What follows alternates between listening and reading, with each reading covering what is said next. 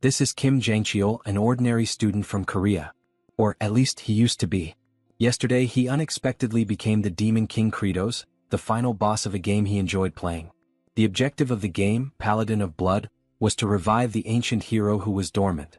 The problem is that he knew he had reincarnated as a demon king from a land that was at a great disadvantage. The doors open and a demon with glasses enters, calling for Lord Kratos. He is Aid Zephyros level 15. He brought news that preparations for war had been completed. The scene shows the demon army with axes in hand and flying dragons. The blood-drinking prince, Azurat, was excited to end their hunger with the new invasion they would undertake today. The cold monarch, Sergei, lamented the tragedy of being born in a barren land and the pain of having to feed on their own kind. The war that was about to begin would make history and bring many benefits to everyone there. The Archduke of Mist issued cold and powerful orders to the army to tear humans to pieces and crush elves. The tyrant of Black Rock, Baal, declared that all enemies should be turned into food. The army stood before the Demon King and Zephyros, all clamoring for a massacre in a war that had not yet begun. Kratos fiercely shouts for the demon army to hear him. The four captains stare at him seriously, waiting for what the Demon King had to say. He finally announces that this war could not happen under any circumstances. From that moment on, they would stop their attack and start cultivating. The thirsty generals are shocked by the absurdity they are hearing and begin to complain to the Demon King. Kratos lets out a roar of terror, terrified of how frightening his own generals were, but his expression was so imposing and dreadful that it made them all tremble. In a distant place from where the demons were, a new notification was announced that the 20th game had begun. Aged Kimchi, a playable character of level 9990 and a dormant enemy, awakens. The King of Demons knew he was at a great disadvantage and that if they started the war, he would definitely be killed by his hands. In a flashback, Kim Jang-cheol is shown. He had become a postgraduate student in an agriculture course at Korea University, hoping to become a rich farmer. He was very intelligent, so he became the best in the course in a short time. But being the best postgraduate student meant he would become slave number one. The professors took advantage of his intelligence to make him write their theses, help with their projects, and even work in the fields plowing the land. He was exhausted, wondering what he was doing with his life and why he was doing all the work while the professors took all the credit. His dopamine was depleted, he was going crazy. And the only way to get his dopamine fix was by playing. An extremely difficult game and very complicated to level up. No player had completed this game for the 19th time. He wanted so badly to feel a sense of accomplishment that he played without sleeping for a moment. He started leveling up, level 1, level 2, level 10, and thus he became the first person to complete Paladin of Blood, defeating the Demon King for the 19th time. Jang-cheol was exhausted from lack of sleep, but he was happy because he was the strongest in the world. The 20th playthrough would have an infernally insane difficulty. Even so, he remained confident that he would be able to level up. After all, he was the strongest. On the heroes panel he played, it showed the equipment he had put on his character. A pink costume with bows and a tight skirt, very reminiscent of a magical girl's outfit, like Sailor Moon herself. The maximum level was 9,999, so he would stop leveling up. At that point he no longer knew how long he had been playing. It seemed like years had passed. A message appeared on the screen, asking if he wanted to start his 20th playthrough.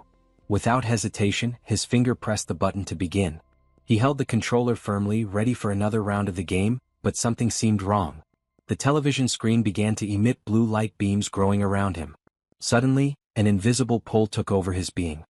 His soul violently exited his mouth in a painful and terrifying way while his physical body remained behind, motionless and unresponsive. A scream of panic escaped his throat, but it was no use. He was being sucked through the TV screen. His soul came like a falling star from the sky, blue and bright. Jang-cheol, suspended between that strange threshold, felt a deep confusion take over him as he fell. What was happening was completely beyond his comprehension, leaving him stunned and without answers. But he needed to stay calm to reach a conclusion. He was blue now, so that meant it was his soul. This meant that he probably wouldn't die if he hit the ground at that height. He could see the life tower, which meant he had entered the game Paladin of Blood. Happiness grew within him when he realized that his life of being invincible and strong was just beginning. An uncontrolled laugh escaped him with this realization. His expression instantly changed as his floating soul approached the unconscious character's body, remembering that he had dressed him in a magical warrior costume. He observed the muscular doll holding a heart-shaped wand resting on his chest. It was, without a doubt, the most ridiculous thing he had ever seen. Looking closely, he didn't even want to transform into that anymore. At the same instant, with the same force as before, his soul was sucked in and sent to possess the Demon King Kratos, the final boss of the game he had already defeated countless times. The flashback ends and shows Kratos on his throne, consumed by frustration. If he hadn't had that idiotic thought after looking at aged Kimchi, he would have become the most powerful character of all. But no, he had to be stupid. A complete idiot. Zephyros was walking down a corridor when he heard someone in a room say that Kratos was getting weak. This would be the reason he seemed so scared and ordered the attacks to stop. Inside the room where the voices were heard were the four generals. Azurat proposed that they join forces and cut off Kratos' head, just as he had taken the reign from the old demon lord. In the end, they would divide the power of the throne among themselves. The Archduke of Mist then reminded them that, if they were mistaken and Kratos was not getting weaker, two of the four would certainly suffer fatal injuries or even die. Sergei hinted that they could try, as long as Azurat offered to be the group's shield. Ball says he is hungry. Azurat raised the possibility that he indeed had evidence of the demon lord's weakening. Sergei confirmed what should be done in that case, which would be to kill him. None of them showed hesitation. They were thirsty for it, with demonic smiles on their faces. Meanwhile, Zephyros heard everything through the gates of the room. Later, Zephyros appeared before Kratos with a worrying report. The army's morale had plummeted drastically. Cases of soldiers attacking and devouring each other became more frequent, and some even abandoned the demon land without warning. The four great demonic generals were furious. They said that Kratos had weakened and that they planned to join forces to cut off his head. Kratos remained seated on his throne, but concern had already settled in his gaze. Kratos realized that if the four attacked together, he would certainly die. He knew that if he appeared weak, he would have no chance. He thought of aged Kimchi. Without possessing him, he was just a corpse. Given this, he concluded that advancing directly into the human world would be the best option. Zephyros then revealed a red sphere, saying it was a record from the Paladin's tomb, sent by General Ogmia. In the video, aged Kimchi appeared delivering several merciless blows against a demon who desperately begged him to stop. He approached in silence, causing the creature, consumed by fear, to wonder what he would do next. Without hesitation, aged Kimchi plunged his thumbs into the demon's eyes, who let out a sharp scream of pain. Kratos broke out in a cold sweat as he thought about it. That scene seemed more like an insane staging than a fight, and he absolutely did not want to cross paths with aged Kimchi. He needed to stay where he was, no matter the cost. If he continued at that pace, he would end up looking weak or opting for surrender, and the four great demonic generals would kill him. But if he tried to flee to the human world, aged Kimchi would tear out his eyes and kill him anyway. He wondered desperately why he had ended up inside that game. Nothing made sense, and not even happiness seemed attainable in that place. It was then that a possibility arose in his mind. A strategy that could at least buy him time. If he could solve the food issue and calm the demons, perhaps he would have a chance to survive. Zephyros saw Kratos walking away and, confused, asked where he was going. Kratos apologized and replied that he would observe some lands for cultivation. Zephyros, surprised by the polite tone, could not hide his strangeness. He thought that, coming from someone as narcissistic, arrogant, and ill-mannered as Kratos, that sounded grotesque and disturbing. It was something he preferred not to hear again. Kratos observed Zephyros with strangeness. What was wrong with him? Was he trying to provoke him? Did he always act this strange way? In his memory, Zephyros was a character who appeared only once shortly before the final battle against the Demon King and without any clear explanation. A flashback shows when he played as aged Kimchi that he faced Zephyros. In the scene, Zephyros addressed the Paladin formally, saying that the Demon Lord did not wish to fight and asking him to retreat. As soon as he finished speaking, aged Kimchi attacked him without hesitation. Defeated and on his knees, Zephyros murmured regretfully for not having been strong enough to protect his master. Thinking now, Kratos recognized that this had made Zephyros a very popular character among players. Many thought he was deeply loyal to the Demon Lord and genuinely respected him. Zephyros again addressed Kratos, pointing out the recent error as unprecedented. He had never seen a Demon Lord lose so much trust from his own people. Kratos stared at him in silence, containing his irritation. As much as Zephyros was right, he was unbearable. Zephyros pulled out a notepad, writing something with a provocative calm. He commented ironically on Kratos' intention to cultivate in the demon lands, implying that his memory was as weak as a pigeon's. Kratos reacted, indignant at the audacity, reminding him of his position as Demon Lord and demanding respect. But Zephyros simply ignored the threat and continued as if nothing had happened. Kratos, now consumed by frustration, wondered why he showed no fear at all. Now the two were outside the palace, walking through the dry and barren land. Zephyros recalled that both the old demon lord and Kratos himself had already tried to cultivate that soil. With extreme temperatures and severe conditions, he made it clear that nothing there had a chance to grow, and that Kratos more than anyone knew this very well. They continued walking through the dry land when Kratos commented that he knew that place was called the Land of Death. Still, he believed that, with his current abilities, it would be possible to save it. Inside, however, he could barely stand the idea of having to cultivate. He hated it all, but he needed to survive before anything else. Without thinking twice, he knelt and began to dig the earth with his bare hands, while Zephyros watched him in silence, confused by the scene. In a strange impulse, Kratos took a handful of earth and put it in his mouth, only to choke on the extreme dryness. Zephyros pulled out his notepad and, with complete calm, wrote that the demon lord had become a beggar who ate dirt. Annoyed, Kratos demanded to know what he was writing, but Zephyros replied that he was just doing his duty. After all, recording the demon lord's chronicles was important. He added that Kratos' memory capacity had certainly worsened. Kratos inside was seething with rage. That guy was really unbearable. Even so, one thing was certain: the soil there had absolutely no nutrients. Kratos' thought continued, now guided by technical and desperate reasoning. Nitrogen. An absolutely essential element for plant growth. Even though it makes up 78% of the atmosphere, plants could not use it directly. The atoms formed such strong triple bonds that chemical reactions became almost impossible. Humanity, then, had developed nitrogen fixation through chemical engineering, which led to a huge leap in food production. But to do that there? Impossible. There was nothing that could serve as a basis for cultivation. The only alternative would be to use the nitrogen fixation mechanism present in nature itself: lightning. With its high voltage, lightning oxidized nitrogen into nitrite, which mixed with rainwater and was absorbed by the soil. And then, as if something lit up inside his mind, Kratos remembered that this was exactly the essence of his main technique. He recalled the battle when he played as aged Kimchi and faced Kratos himself. In that fight, he saw Kratos scratch the back of his hands with his claws, releasing blood and a violent electrical discharge. The name of the attack was Bloody Strike. That day he had been defeated by that devastating attack. An attack that released lightning and moisture at the same time. A perfect technique to create fertile soil. Without further hesitation, Kratos warned Zephyros to step away. The other did not understand, only observed him. He began to scratch his own hand with sharp claws and blood flowed. The pain was immediate and strong. It was hard to believe that someone resorted to that technique so often. It seemed crazy.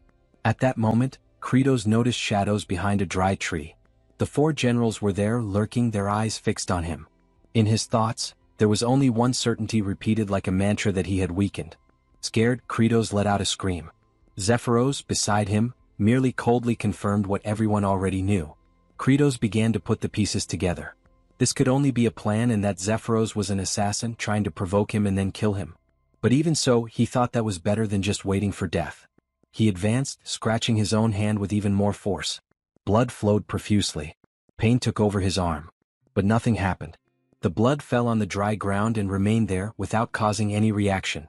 He tried to stop the bleeding, pressing the wound. That's when he heard a voice behind him, calling him. It was one of the generals, asking if he was feeling ill, while the others smiled and wielded their weapons. Kratos looked at them, consumed by fear. He knew he was cornered. The scene then changed. Aged Kimchi observed the horizon. Before him, the line separating the human land from the forgotten land of demons. There was something familiar there.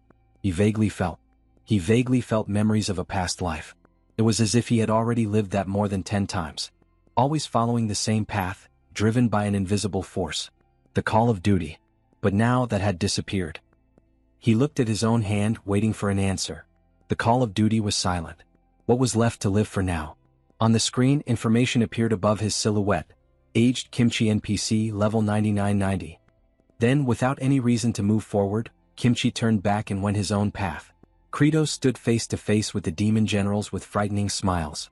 Azurat questioned Kratos about the demon rule, saying that the strongest is the demon lord. Kratos broke out in a cold sweat as he thought that all of them were frightening and incredibly strong. He was even unable to use an ability and wondered if he would die. Azurat found it strange that the demon lord was trembling and thought about the incredible pressure, since the fight hadn't even started, but he was already gathering so much strength that his body trembled. However, a smirk appeared on his face. Then he questioned if he could defeat the 4 generals in the state he was in. Azurat looked back and realized that the other generals had retreated, hiding again behind the dry tree. The surprise made him question internally the reason for that. Meanwhile, the generals, observing from afar, just waited, determined to intervene only if they saw a real opportunity for victory. The idea of facing Kratos alone began to make Azurat nervous. Without warning, Zephyros intervened. With a firm voice, he declared that, according to the ancient tradition of demons, all battles should be to the death, with no possibility of surrender. The sudden formalization of the combat caught everyone off guard. Kratos reacted in panic, shocked by the speed with which everything unfolded. Azurat, equally desperate, tried to protest, but it was too late. Azurat firmly wielded his weapon, trying to contain the nervousness that threatened to invade his mind. He knew that his opponent was weakened and that this was his chance. Kratos, on the other hand, was seized by panic, unable to think clearly about what he should do. For a brief moment, he remembered the moment he had raised the throne with his own hands. When he did a strength test. In the end, he realized that he was strong, yes, but not strong enough to boast. Suddenly, Azurat advanced. His movement was fast. Kratos was caught by surprise, but in the next instant, something awakened in his mind. He knew he had seen that blow before, but he couldn't remember for sure. At the moment the blow was struck, Kratos managed to dodge. Even without immediately understanding how he had done it, the memory emerged. He had seen that movement before when he was playing. Kratos remembered that at the time of the attack, Azurat's left foot was turned outwards. It was a clear clue that the attack was a thrust. It was exactly the same movement he knew from the game. And that's what saved his life. Hartok commented to Sergei about Kratos' expression when dodging the attack, remembering how he seemed ready to counterattack and tear off the enemy's arm. Sergei questioned why he didn't do it and suggested they continue paying attention. Meanwhile, Azurat launched another attack, and once again Kratos dodged with precision. He began to question internally what was happening, noting that all of Azurat's movements were exactly the same as in the game. The memory took him back to when he was still human, playing as aged Kimchi, and his character had to fight Azurat for the first time in that game. At that moment he had been completely impressed. He wondered if that enemy could really be defeated. He was fast, applied offbeat blows, and still had a wide range of attacks. He had died several times. He only managed to defeat him for the first time on the 128th attempt. In the next 19 playthroughs, however, he managed to completely turn the game around, to the point of humiliating him with a streak of victories without suffering a single blow. Azurat launched another attack against Kratos, but again without success. Kratos, while dodging with ease, felt a growing joy. His face radiated an insane happiness, mocking Azurat's frustration, whose blows could not hit him. The other 3 generals began to worry. They realized that Kratos was not only at an advantage but seemed to enjoy the situation, laughing at Azurat's futile effort and feeding on the opponent's humiliation. As Azurat clenched his teeth in frustration, Kratos experienced a sense of relief. Although he still knew that this did not mean guaranteed victory, something essential had ignited in his mind. He had understood that that world followed the same rules as the game he understood well. At that exact moment, a translucent blue window appeared before him with a clear message, identifying him as Kim Jangcheol and confirming that he had understood one of the fundamental rules of that world. Surprised, he observed the floating balloon. It was like those he used to see in webtoons. Soon after, a new message appeared, informing him that he had managed to dodge enemy attacks with high concentration. Azurat advanced at high speed, consumed by intense fury, aiming directly at Kratos.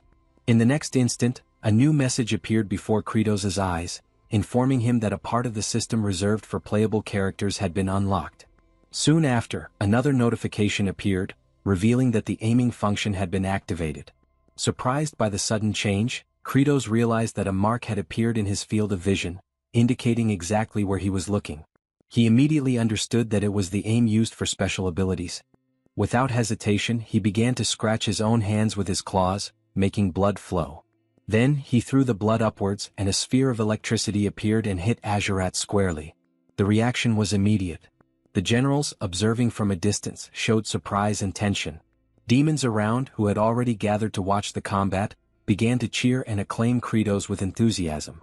Azurat was on his knees before Kratos, the burned remains of his clothes barely covering his body marked by cuts that still sparked with traces of electricity. Smoke rose from his wounded skin. Kratos observed, surprised that he was still alive after the blow that, in the game, meant instant death. He knew that Azurat had extraordinary recovery and would soon regain his energy, which he could not allow. Without hesitation he launched the same ability repeatedly, giving no time for reaction. The impact of the attacks was so intense that the three generals watching from a distance trembled at the scene. For the demon generals, it was clear that Kratos was not trying to kill Azurat immediately, but rather to inflict pain that would prevent him from recovering. Azurat, now thrown to the ground, enveloped in smoke and completely vulnerable. And yet he did not die. Faced with the impasse, an unexpected notification appeared for Kratos. The system informed him that all of Azurat's clothes had been removed, leaving him completely naked.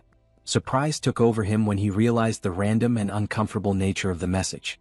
Before he could react, another notification appeared, informing him of the unlocking of a new system, the armor removal system from the inventory. Kratos opened the armor inventory on the floating screen that appeared before him, hoping to find something useful. However, he realized that there was only what he was already wearing, nothing else he could use at the moment. He turned his eyes to Azurat, assessing the situation, and concluded that he needed to get rid of him first. He knew he didn't have enough strength to kill him and that the opponent's regeneration capacity was high, so he would inevitably recover in some time. At that instant an idea occurred to him. Since Azurat was not yet dead, it was still possible to target him.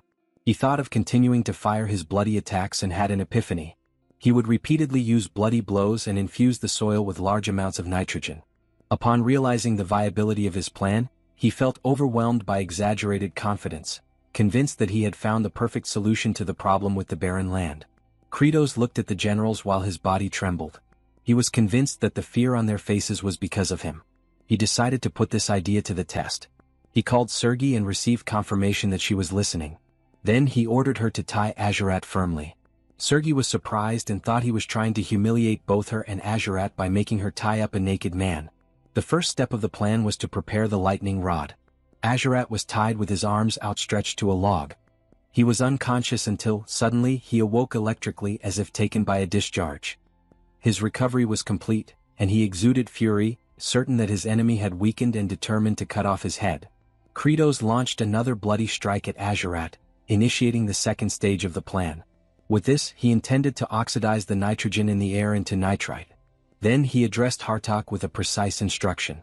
Hartok, confused for a moment, pondered the intention behind the request, considering that perhaps Kratos wanted to make the environment more humid to intensify the effects of the lightning. He found it creative and even instructive. Hartok then crossed his arms and began to generate the dense mist needed to cover the entire area. The third stage of the plan was to spread this mist, while the fourth was to repeat the attack. Kratos did not stop launching attacks, even with the intense pain caused by using his own blood. The generals watched in silence, impressed by the uninterrupted sequence of blows. Taken by an almost disturbing animation, Kratos reflected on the possibility of transforming that land into fertile soil with the infusion of nitrogen. The idea of an abundant harvest excited him, and he laughed as he continued launching more and more attacks. Mist, electricity, and blood mixed in a continuous spectacle. After some time he stopped the attacks and took a handful of earth in his hands. He judged that it was enough to continue with that methodology to enrich the soil with nitrogen. The next step would be to improve the quality of the land. He considered that loose, monovalent structured soil did not allow oxygen entry or water drainage. For cultivation, granular and crumbly soil would be ideal. Therefore he knew that what he needed to create now was fertilizer. Kratos turned to the generals and ordered everyone to bring shit. The three generals, who by then already had remnants of the blood shed by Kratos, froze at the order. For a moment they seemed not even to have understood what they had just heard. Then they reflected on the intention behind that absurd order. After making an example of Azurat and subjecting him to torture, now he wanted to dirty the demon with shit. That was unbelievably cruel. The scene changes to a vibrant forest, full of life and dense vegetation. Aged Kimchi walked in silence when he heard voices coming from behind a bush. Approaching cautiously, he found two men asking for help. One of them had a broken leg immobilized with sticks. He explained that they had been attacked by goblins. Both begged for help, promising rewards in return. Aged Kimchi just watched them in silence without giving any immediate response, which made them even more nervous. Despite saying he posed no danger, the two couldn't help but think that this stranger seemed anything but trustworthy. Without waiting for a reaction, Aged Kimchi approached the injured man and lifted him onto his shoulders. Then, he looked at the other man and indicated that he should lead the way. The man nodded and the three followed through the forest. During the journey, the injured man introduced himself as Rivage Asheran, an emissary, and introduced the other as his servant, Diol Frontera, and wanted to know who was helping them. Aged Kimchi's answer was simple and enigmatic. This was something he himself still needed to discover. Back at the demon stronghold, the trio of commanders appeared exasperated. Hartok questioned how they were expected to simply produce feces. He sarcastically suggested if they were meant to create it on demand. Sergi shouted in dismay, appalled, revolted, and clearly overwhelmed. She spiraled into panic. Bal admitted he hadn't eaten in a considerable time and thus couldn't contribute. He speculated that Sergi was equally incapable. She snapped at him, refusing to discuss such matters. Hartok, unwilling to donate his own waste, proposed a more aggressive solution, coerced the lower-ranked demons into providing it. Soon after, in a demonic village, a desperate creature pleaded with them not to proceed. The unfortunate soul protested that he couldn't relieve himself while being observed. He begged them to step outside. Another soldier retorted that similar requests had been made before, yet no progress had been achieved. Hartok grew impatient, demanding results. He confirmed with the demon that despite all effort, there would be no outcome. The creature confessed he hadn't eaten in days. Frustrated, Hartok seized the demon, summoning his power. He thanked the poor thing for the accidental inspiration. He attacked him, eliciting a painful cry. The assault was cut short when Bal intervened, gripping Hartok's wrist. Hartok asked what the interruption was for. Bal clarified that piercing the abdomen would be fatal, eliminating any chance of obtaining the needed material. He explained that the demons must remain alive to yield the waste required. Hartok released the demon and, surprisingly, praised Bal's insight, especially coming from someone like him. Yet, he followed with a threat, suggesting they feed the villagers Bal's flesh to stimulate production. Bal prepared to retaliate. The captive demon trembled as tensions escalated. Hartok and Bal were moments away from clashing when a powerful voice roared across the area, demanding an explanation. It was Kratos. A single application of Bloody Strike sent both to the ground. Infuriated, he reminded them that humans weren't the only beings capable of defecation. His irritation was palpable. He proceeded to inform them that excrement lacking nutritional substance held no utility. What they required was waste matter rich enough to serve as effective compost. Zephyros, perplexed, inquired about the meaning of compost. Kratos clarified that it referred to a component that delivers nourishment to the soil. Typically, such compost is formulated using wood ashes, unwanted vegetation, dirt, broken eggshells, and poultry droppings. For the ashes and weeds, they could repurpose the abandoned homes they had encountered earlier. The complication arose with sourcing eggshells and bird waste. Suddenly, a memory surfaced. He instructed Zephyros to fetch the territorial map. Once unrolled upon the surface of a table, it confirmed his suspicions. It was the identical layout he had encountered within the confines of the game. This meant that if he reached a specific location, he should be able to locate what he sought. He was referring to the nesting grounds of the infernal seabirds. In the game environment, flocks of them populated the area extensively. It implied that these creatures absorbed abundant nutrients from the lands of humans, and subsequently deposited both their excrement and eggs in that territory. Kratos considered it an ideal collection point. Zephyros hesitantly asked if the demon sovereign truly intended to gather waste from the seagulls. Kratos acknowledged the accuracy of the observation. Zephyros then disclosed the name of the area, the Cliff of No Return. There were no platforms or resting points, and anyone unfortunate enough to fall would be consumed by violent tides. Kratos confirmed that he was already aware of those hazards. The reason such a place was beyond player reach in the game was because it lacked systematic access. But in this reality he was confident in his ability to scale it. Upon arrival, the scene was unforgiving. Surging waves and towering stone columns dominated the surroundings. The commanders were bewildered by their liege's intentions. Many had attempted to hunt those seabirds in the past. Each endeavor had ended with the hunters succumbing to the sea's wrath. Kratos explained his strategy. He would ascend the cliff and hurl down a sack filled with excrement and eggshells. He commanded the generals to ensure it would be caught. If successful, everyone would have sustenance. Bal stood in silence. In his mind, he recalled the gaunt demon Hartok had strangled earlier, along with the emaciated figures lining the streets. The ocean's surges remained relentless. As Kratos prepared to leap, memories of his 13th playthrough surfaced. He had tried countless methods to reach the peak. Hundreds of failed attempts, dying repeatedly, had defined that journey. But now he leapt, watched intently by the generals and Zephyros. His self-assurance was unwavering, because he had conquered this obstacle before by exploiting a game-breaking flaw. Gripping a protruding rock, he held so tightly that an indentation formed in the cliff's surface. The commanders and Zephyros stared, astounded. Without delay, Credo summoned his inventory and unequipped every article of clothing. The sight left them stunned. Only portions of his form, his hair, his flexed arm muscles and his rear, were visible. The group struggled to contain their amusement at the absurd image. Credos pushed his weight off the ledge, needing to rotate his torso. Sergi flushed and averted her face. Yet even as she turned, her eyes flicked back with thinly veiled curiosity. It became apparent, she harbored intrigue regarding the Demon Lord's anatomy. Credos proceeded to rotate his form, once again removing all garments. His bare backside appeared again. Then he twisted and re-equipped his outfit. Once more he spun and disrobed, exposing himself. He repeated this cycle of rolling and equipping. With each motion upward, he advanced closer to the summit. The repeated appearance of his rear became almost comedic in nature. And at last he reached the top. He stood firmly atop the precipice, clothed and composed. Within a realm governed by a game-like structure where equipment management and inventories operated like coded functions, and where boundaries marked unreachable zones on a virtual map, Credos had pieced together all these elements. Through observation and trial, he became certain that reaching this forbidden edge was indeed within the realm of possibility. Baal, driven by the demon sovereign's promise of nourishment, resolved to lend his assistance. Zephyros grew alarmed by Baal's sudden initiative and attempted to halt him, but Baal had already launched himself forward, intent on following the monarch. Zephyros's cries drew Credos' gaze. In a split second, Baal leapt, aspiring to emulate his liege. But the rocky surface offered no grip. Baal began to plummet. Thankfully, Credos reached out and caught him mid-fall. At that moment, Credos was bare-chested, only the upper portion of his form visible from behind the stone ledge, as he clung desperately to Baal's weight.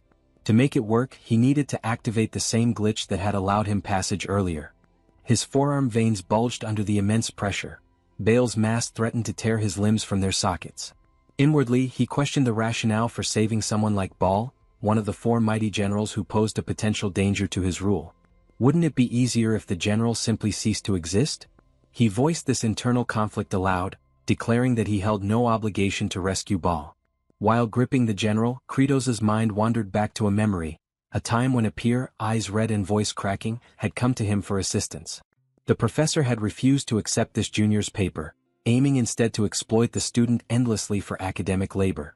The young man had pleaded with Credos to speak with the professor, believing that the educator would heed the words of Jang Kaiol, the most favored scholar. That youth had admired him. Since he was already serving as the top workhorse, perhaps the professor would be swayed. But fear had gripped him. He'd worried about jeopardizing his position, about placing himself in disfavor. So he told the boy that it wasn't his concern and walked away. And ever since he had wondered, what if he had stepped in? What if he had tried just a little harder? If he had pushed himself to his limits, perhaps the face that haunted him in memory would have worn a smile instead of despair. Now that same sensation welled up as Baal clung to him. In that moment of suspended peril, Credos resolved to do what he hadn't done then. He clenched his jaw, braced himself and shouted with all his might. His bones groaned under the strain. Summoning every ounce of his physical capability, he heaved the general upward, throwing Baal atop the cliff. The large figure crashed onto the stony surface. Meanwhile, Credos cradled his fractured arm, pain evident in his posture. Baal, stunned, observed his sovereign's self-inflicted injury. The demon lord had risked his own well-being without necessity. Baal, overcome with emotion, questioned why. For a time, Credos said nothing. Then, in quiet solemnity, he offered the reason. It was a choice that carried less pain than turning his back on those who relied on him and facing the regret of abandonment. Baal trembled. Moisture welled in his eyes. Within Credos' thoughts, the act felt like redemption, something he should have done for that pleading junior. The regret of not assisting those in desperate need lingered in him, following him even across dimensions. At that poignant moment, a translucent system notification emerged. It stated that even while still not fully acclimated to the vessel of Demon King Credos, he had exerted every fiber of strength. As a result, he had earned Baal's genuine gratitude, one of the four supreme commanders. Credos became aware of the depth of that appreciation. To honor this milestone, the system activated a new feature. From now on, bestowing upon the army a shared sense of deep satisfaction would reward him with a substantial number of points. He reflected on the substantial quantity. The system promptly notified him that the happiness point or HP accumulation feature was now active. Kratos pondered what exactly a happiness point was. At first, he assumed it might be something akin to a discount coupon for frozen treats. The system, clearly irritated, rebuked his misunderstanding, questioning what kind of fantasy world would even offer ice cream. Startled by the system's direct and conversational tone, Kratos realized it could respond to his thoughts. It was then clarified that for every demon soldier who experienced satisfaction from a full belly, Kratos would earn a single happiness point. These points could then be used to enhance his attributes. At present, Kratos had access to merely a fifth of the demon lord's total strength. This revelation explained his relative weakness in comparison to his subordinates. The system encouraged him to develop all 5 of his attributes and strive to unlock the demon lord's full capabilities. Curious to try the function, Kratos attempted to increase his stamina by 10%. A notification appeared, explaining that the cost for such an upgrade would be 50 happiness points, a steep price in his view. The system further revealed that abilities could also be upgraded. His current skill, Bloodstrike, was only at its first tier and required a hefty 250 points to level up. Realizing the large quantity of points he'd need, Kratos reasoned that through effective farming, he could steadily accumulate HP and thereby greatly enhance his strength and improve his odds of survival. In addition to this revelation, he received something else: gratitude. With a sly grin, he quietly enjoyed the rare feeling. From Bale's perspective, however, the expression worn by the demon lord was far from comforting. It seemed to communicate a silent threat, a reminder that a debt had been formed and defiance would not end well. To Baal, Kratos appeared as a ruthless leader, one who didn't save lives out of compassion. Shortly after, the demon sovereign lifted a large eggshell and summoned the others' attention. He declared his intent to fill the shell with organic waste and toss it toward them.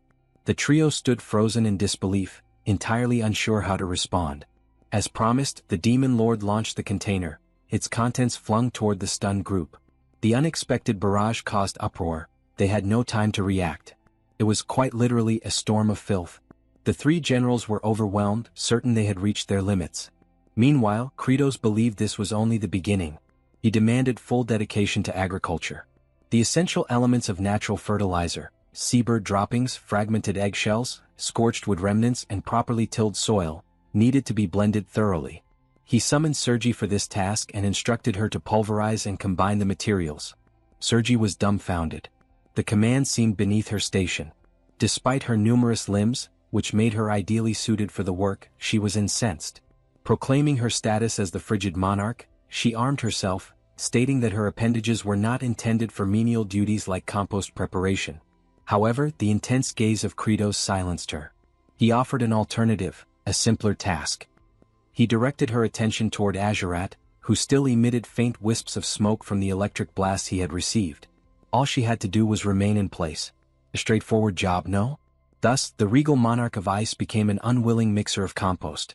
Rumor suggested she remained in that role to this day. Internally, Kratos was close to losing composure. He reminded himself that these generals were all volatile, and one misstep could easily end in disaster. But then he reminded himself of his position. He was the demon sovereign. With nothing but determination and brute resolve, he would press forward. The next phase in producing the fertilizer had arrived, the application of moisture. He summoned Hartok and instructed him to saturate the air with mist. However, Hartok raised objections to this directive, arguing that the resulting humidity would intensify the already unbearable stench. He had no desire to carry out such a revolting command. Then, Kratos revealed his trump card once more. His eyes landed squarely on Azurat. No one was eager to serve as a living conduit for electricity, so Azurat swiftly soared through the surroundings, dispersing dampness across the atmosphere. Kratos then consulted Baal to confirm whether the level of moisture sufficed. Baal acknowledged that the consistency had softened with the addition of water, just as their ruler had anticipated. At last, the third stage called for the compost to be relocated to a shaded, arid location and layered with a covering fashioned from seagull plumage. Yet a challenge loomed. The demon lord knew that even producing a small quantity of this material would demand considerable time. To generate enough fertilizer for the expanse of terrain before him, he recognized that a full-scale mobilization of demonic manpower would be unavoidable. His expression hardened. Something troubled him, but it was an obligation he couldn't ignore. Kratos resolved to proceed under the authority granted by his crown.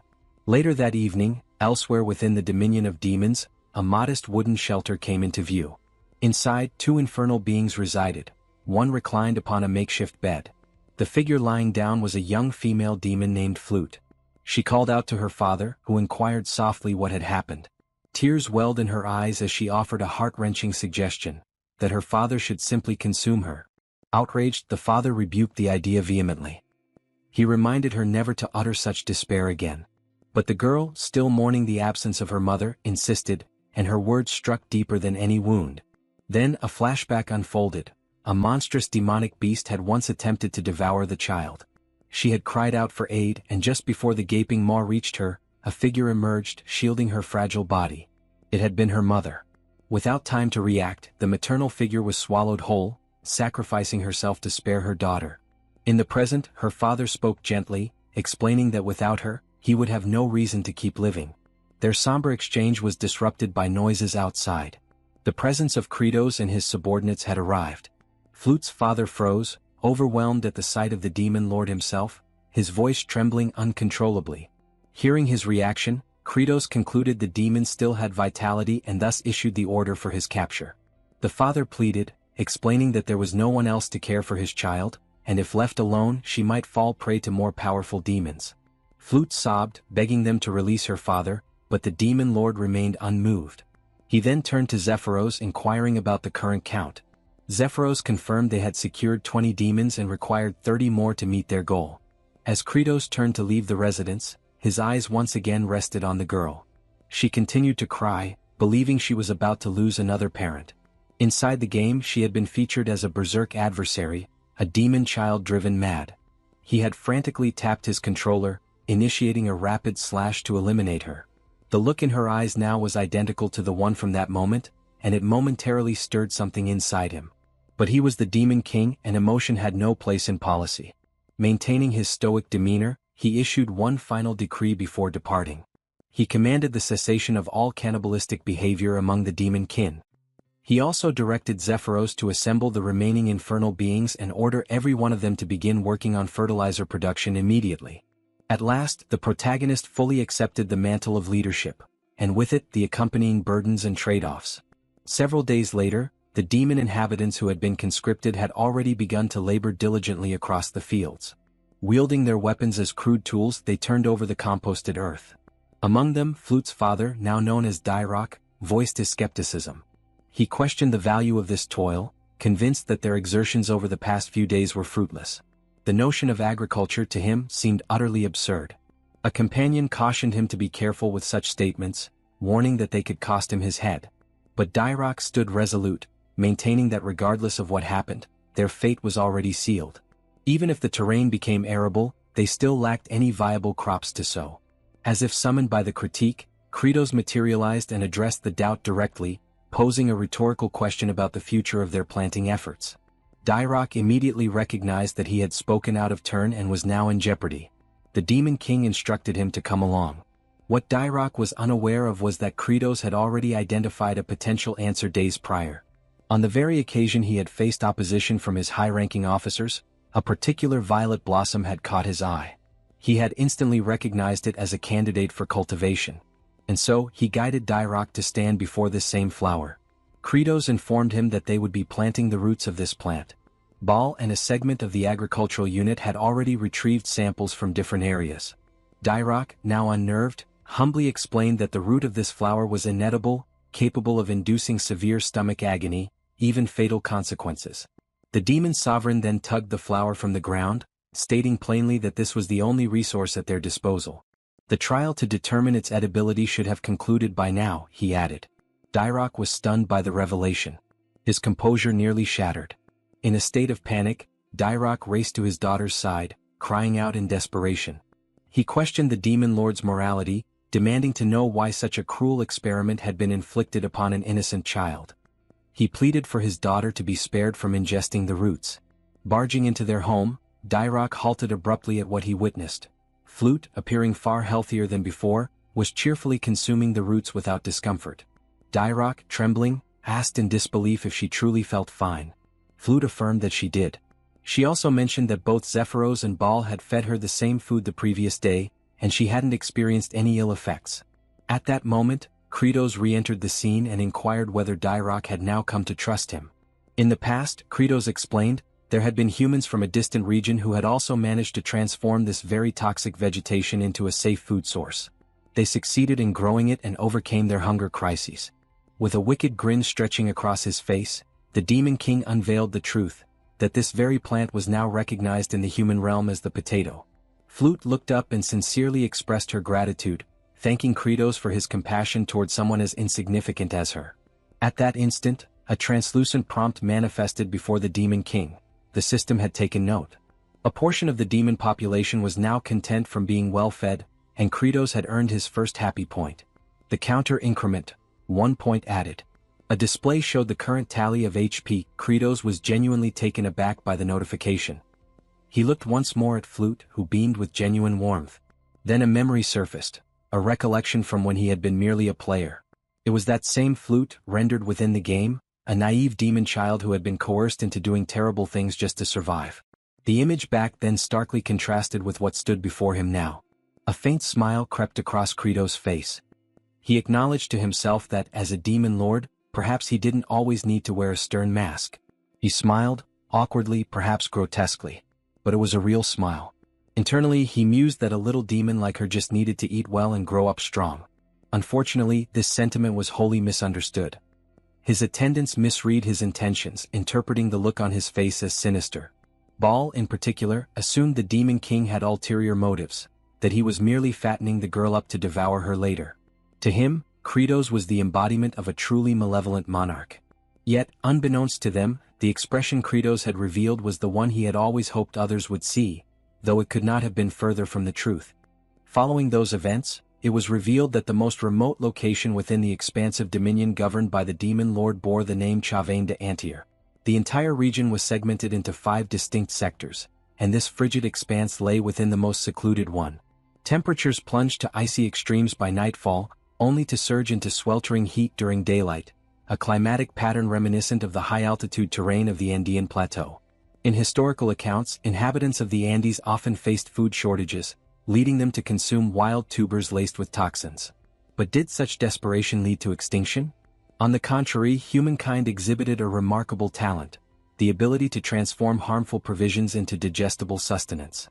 That very human ingenuity was now being emulated by Jeshiel, now recognized as Kratos, the reigning demon sovereign. Soon after, Dirac appeared and informed the Demon King that the tuberous roots had already been positioned across the cultivated terrain. In response, Kratos instructed Baal to pulverize them. Without hesitation, Baal launched himself high into the air, landing with tremendous force to smash the roots beneath his immense weight. Under such crushing pressure, those potatoes stood no chance of remaining whole. Baal's task was far from over, as he would be repeating this action throughout the entire day. Kratos had devised a meticulous process. The roots were to be frozen under the cold night sky for 5 consecutive evenings. Then, under the scorching heat of the day, they would be softened and subjected to Baal's powerful impact. This repetition, freezing, thawing, pounding, would extract the poisonous content and allow it to dissipate. Once this cycle had been executed enough times, the remnants would be dried, preserved, and lightly heated for consumption. Thus was created the demon realm's version of chunyo, wild potatoes rendered edible through careful preparation. The narrative returned to Kratos, who summoned Zephyros and instructed him to assemble the group of demons assigned to fertilizer production. Wearing a wicked grin, the demon lord declared that it was time for a break, snack time to be precise. He anticipated that his underlings would savor the food. As distribution commenced, the demons formed a queue, awaiting their share. Kratos announced that only 2 pieces would be allotted per individual due to limited supply. Zephyros, noting the sizable reserve of processed potatoes, inquired whether additional portions could be produced. Kratos expressed skepticism, stating that the remaining quantity wasn't sufficient to nourish the entire legion. Instead of consuming all of them, he planned to replant the tubers, allowing them to multiply exponentially. Moments later, as the wild potato portions were distributed, hesitation filled the air. The farming squad looked uneasily at the unfamiliar food, memories of lost kin weighing heavily. Dairock stepped in, reassuring them that the Demon King had neutralized the toxic effects and that the roots were now safe for consumption. However, a particularly eccentric demon with a bizarre haircut mocked Dairock, calling him naive.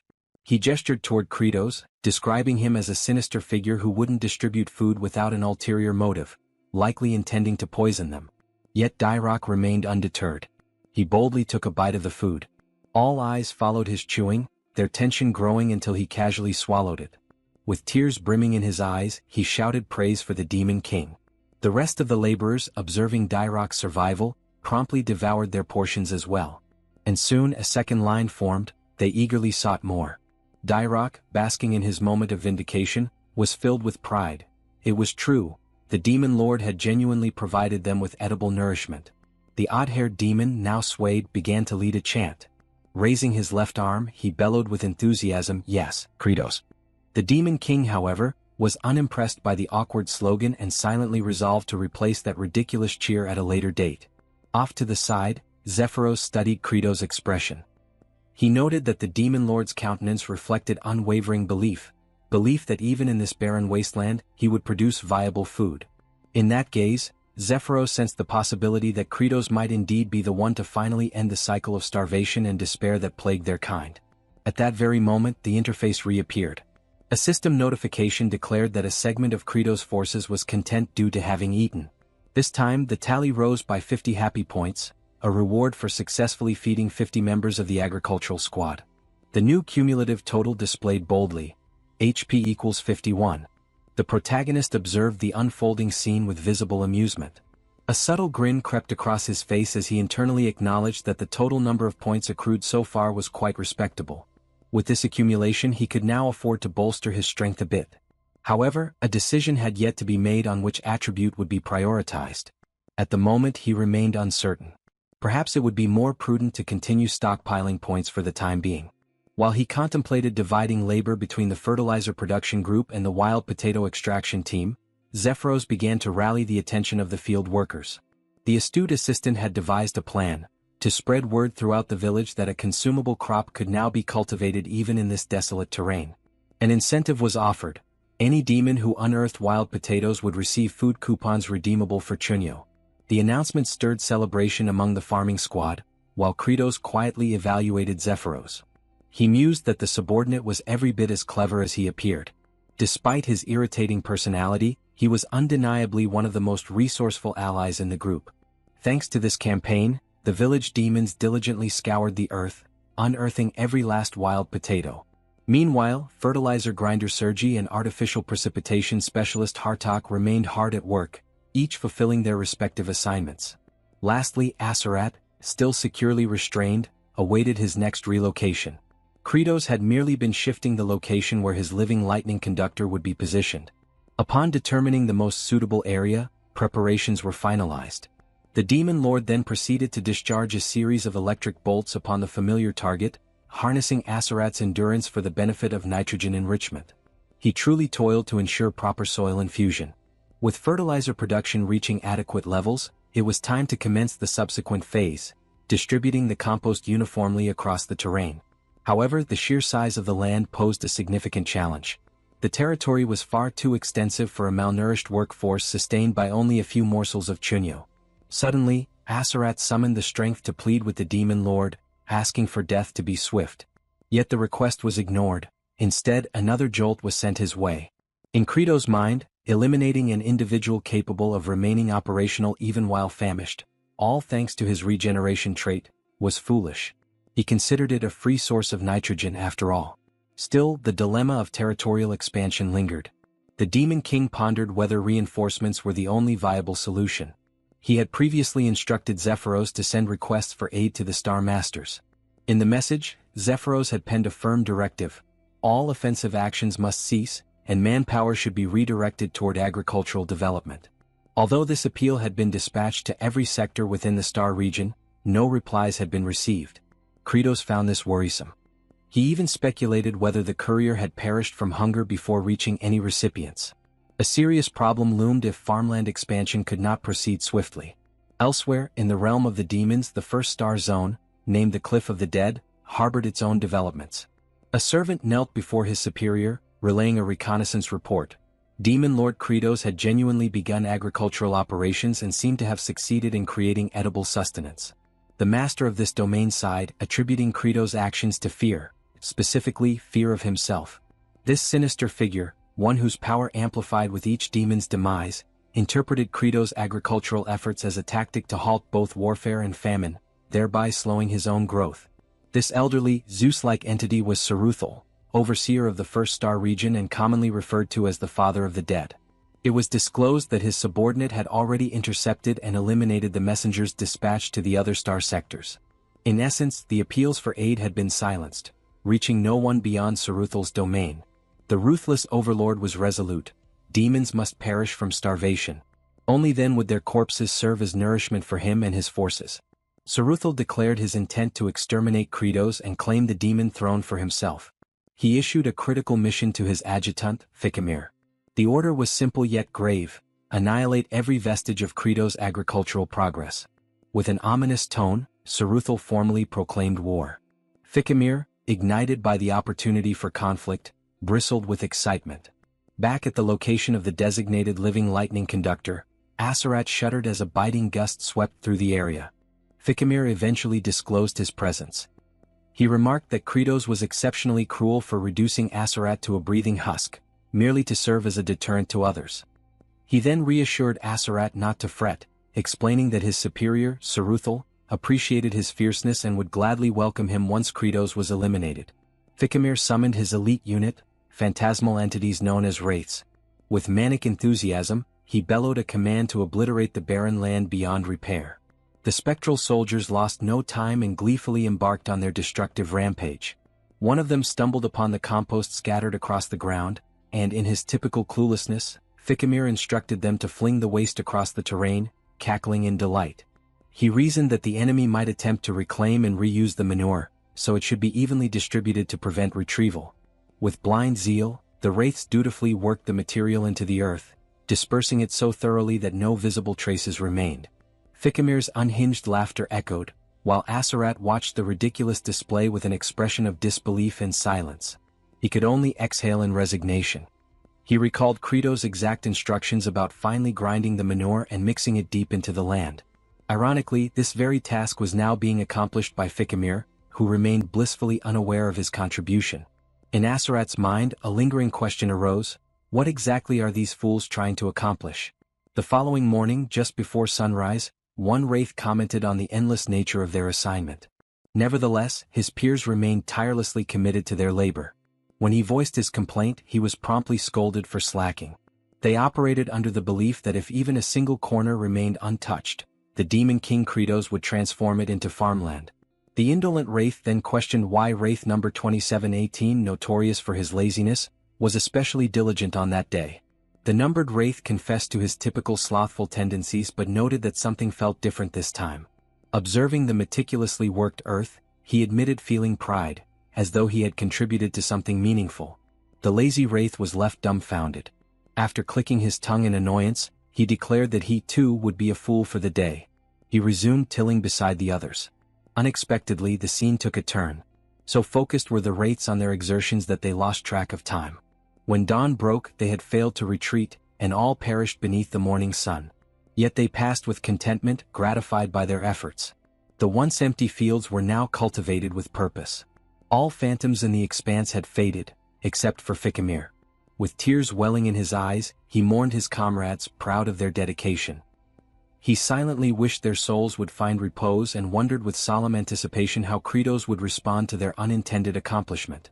Elsewhere, within the barn where the harvested potatoes were stored, Credos could be heard murmuring about how tilling had taken more time than anticipated. Gazing at the dormant vegetables, he explained to Zephyros that potatoes in such a state wouldn't sprout, rendering immediate planting ineffective. He likened the condition to a tuber peacefully resting underground, abruptly yanked out by its stem, thrown into shock and left biologically frozen. Deep in contemplation, Credos considered that dormancy could be interrupted more rapidly by storing the potatoes at 4 degrees Celsius for 2 to 3 weeks before transferring them to a warmer, darker location. He intended to request Sergi's aid in cooling them with her frostborn magic, but she was fuming with rage at present. Hartok likewise was currently unreliable.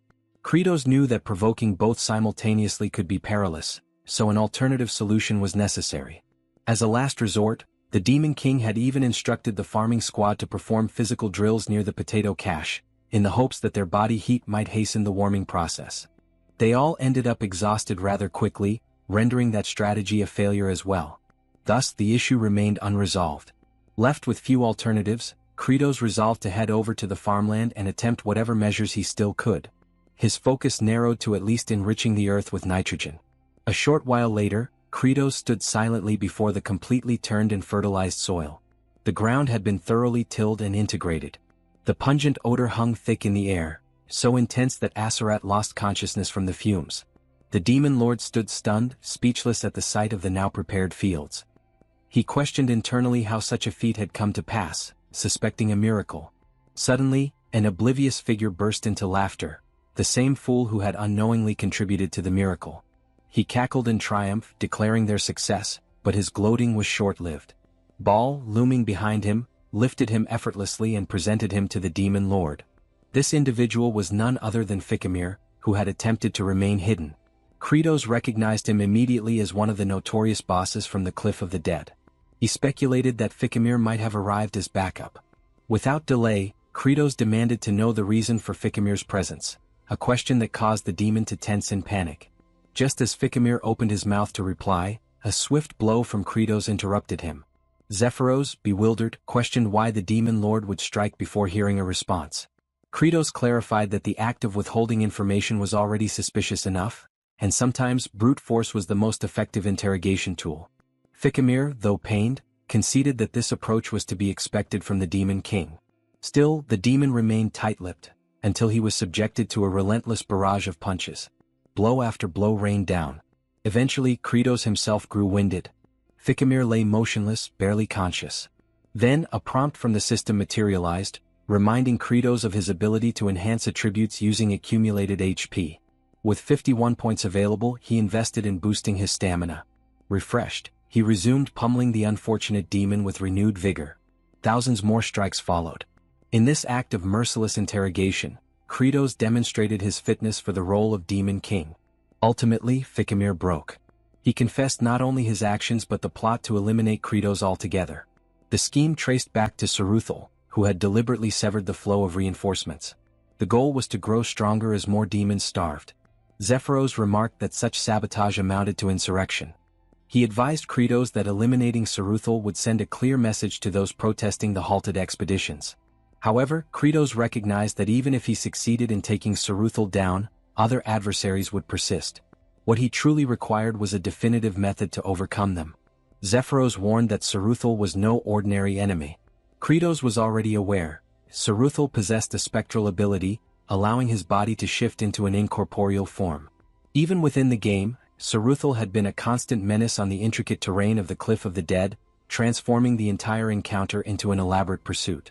Still, Kratos had already begun formulating a plan. As in the game, if exterminating pests was impossible due to their concealment, the answer was simple: extract them from their den. Elsewhere, Flute found herself standing before Aserat. She looked upward timidly. The mere sight of her nearby presence visibly irritated him. She initiated a hesitant conversation, lowering her head in gratitude. She expressed thanks for his sacrifice as it was the reason they now had sustenance. However, praise directed toward a demon for noble deeds was considered deeply offensive. Aserat seethed. He accused Flute of derision and threatened her life. Frightened, Flute fled. With a burning glare, Aserat issued a vow, one drenched in fury. The moment he escaped, he would hunt Kratos down and destroy him. His moment of solace was abruptly interrupted as a chorus of demonic voices rose in melody directed toward him. From a distance, his gaze locked onto Kratos approaching with a waving banner. As the image grew clearer, the banner's inscription came into view: "Congratulations. Second Conductor of Thunder in the department."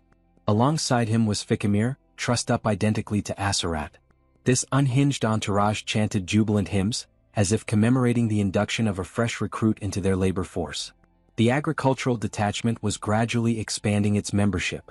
Aserat mulled over the title of Second Conductor of Thunder. Moisture welled in his eyes at the hopeful prospect of being released. The thought of finally being spared from being a perpetual spit-roasted avian stirred deep longing. Yet within moments, Fikimir was merely positioned adjacent to him. No soul even considered unfastening him from the pole. With fervor, Kratos erupted into bellows, activating his sanguine surge technique. Aserat's stomach dropped as the full weight of reality set in. Kratos intended for both of them to share the burden of lightning absorption. The pair, defeated in spirit, yielded to their fate. All the while, Saruthal observed from afar through his scrying orb.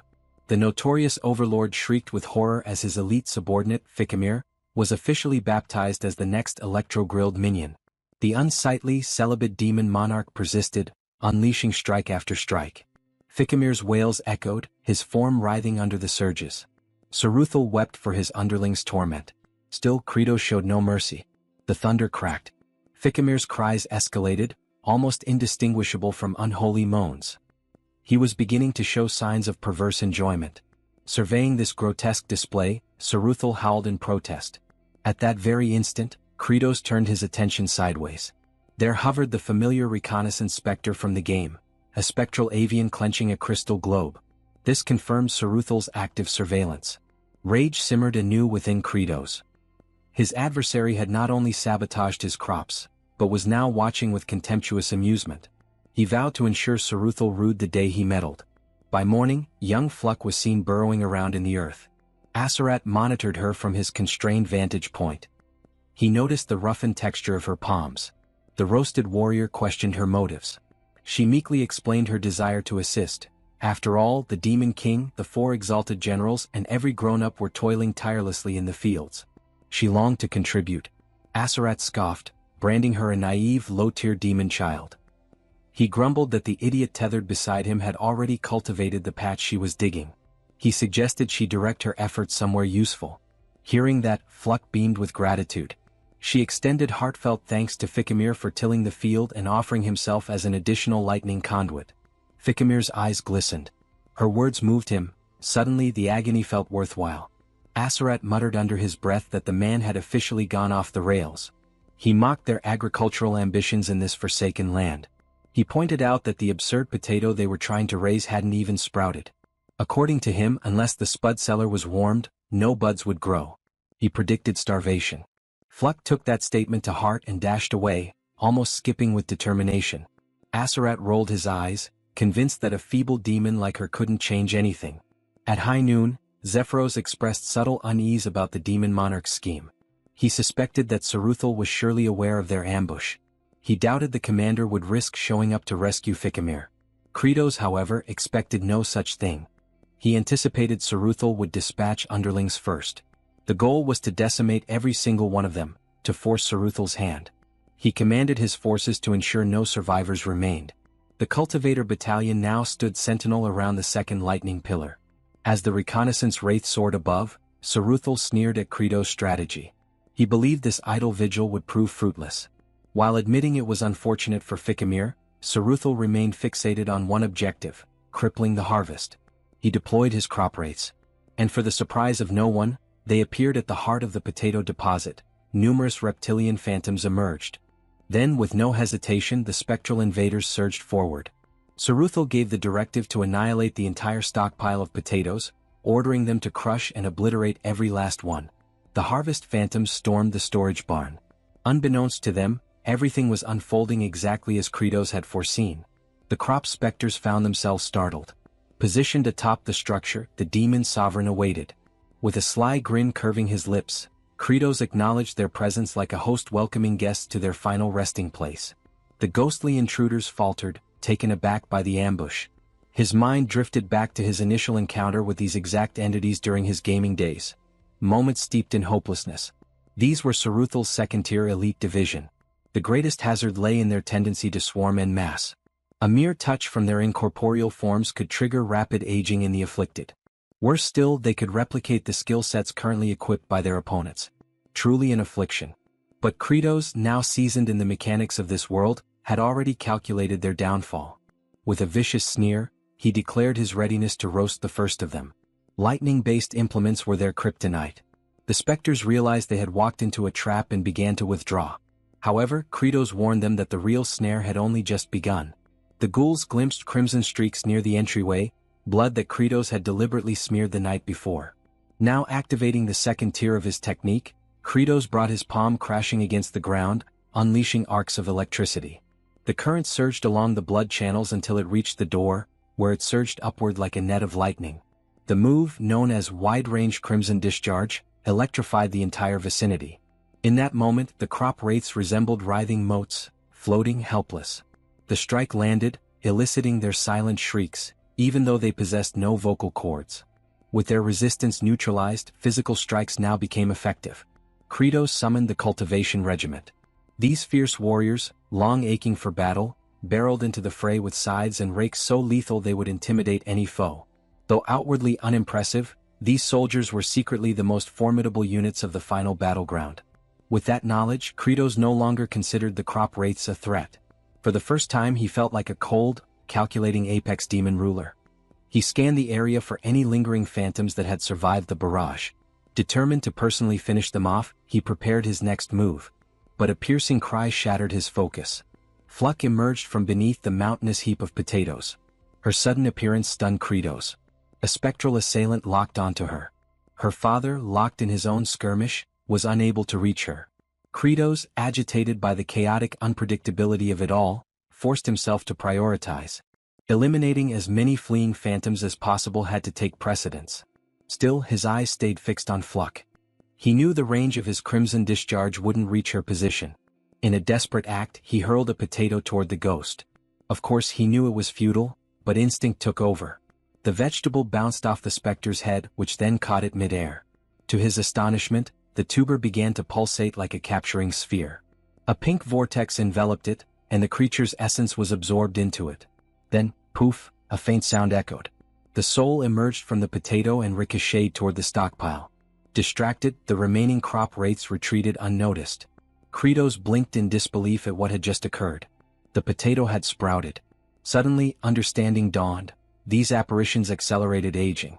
They had inadvertently jump-started the dormant biological rhythm of the potatoes. Without pause, Kratos clasped Fluck in his arms. His gaze softened slightly as he offered her an expression of approval. Her body trembled. Turning to his militia, he summoned their attention. The time for drawing Saruthal out had ended. From now on they would take the initiative. An offensive approach would serve them better.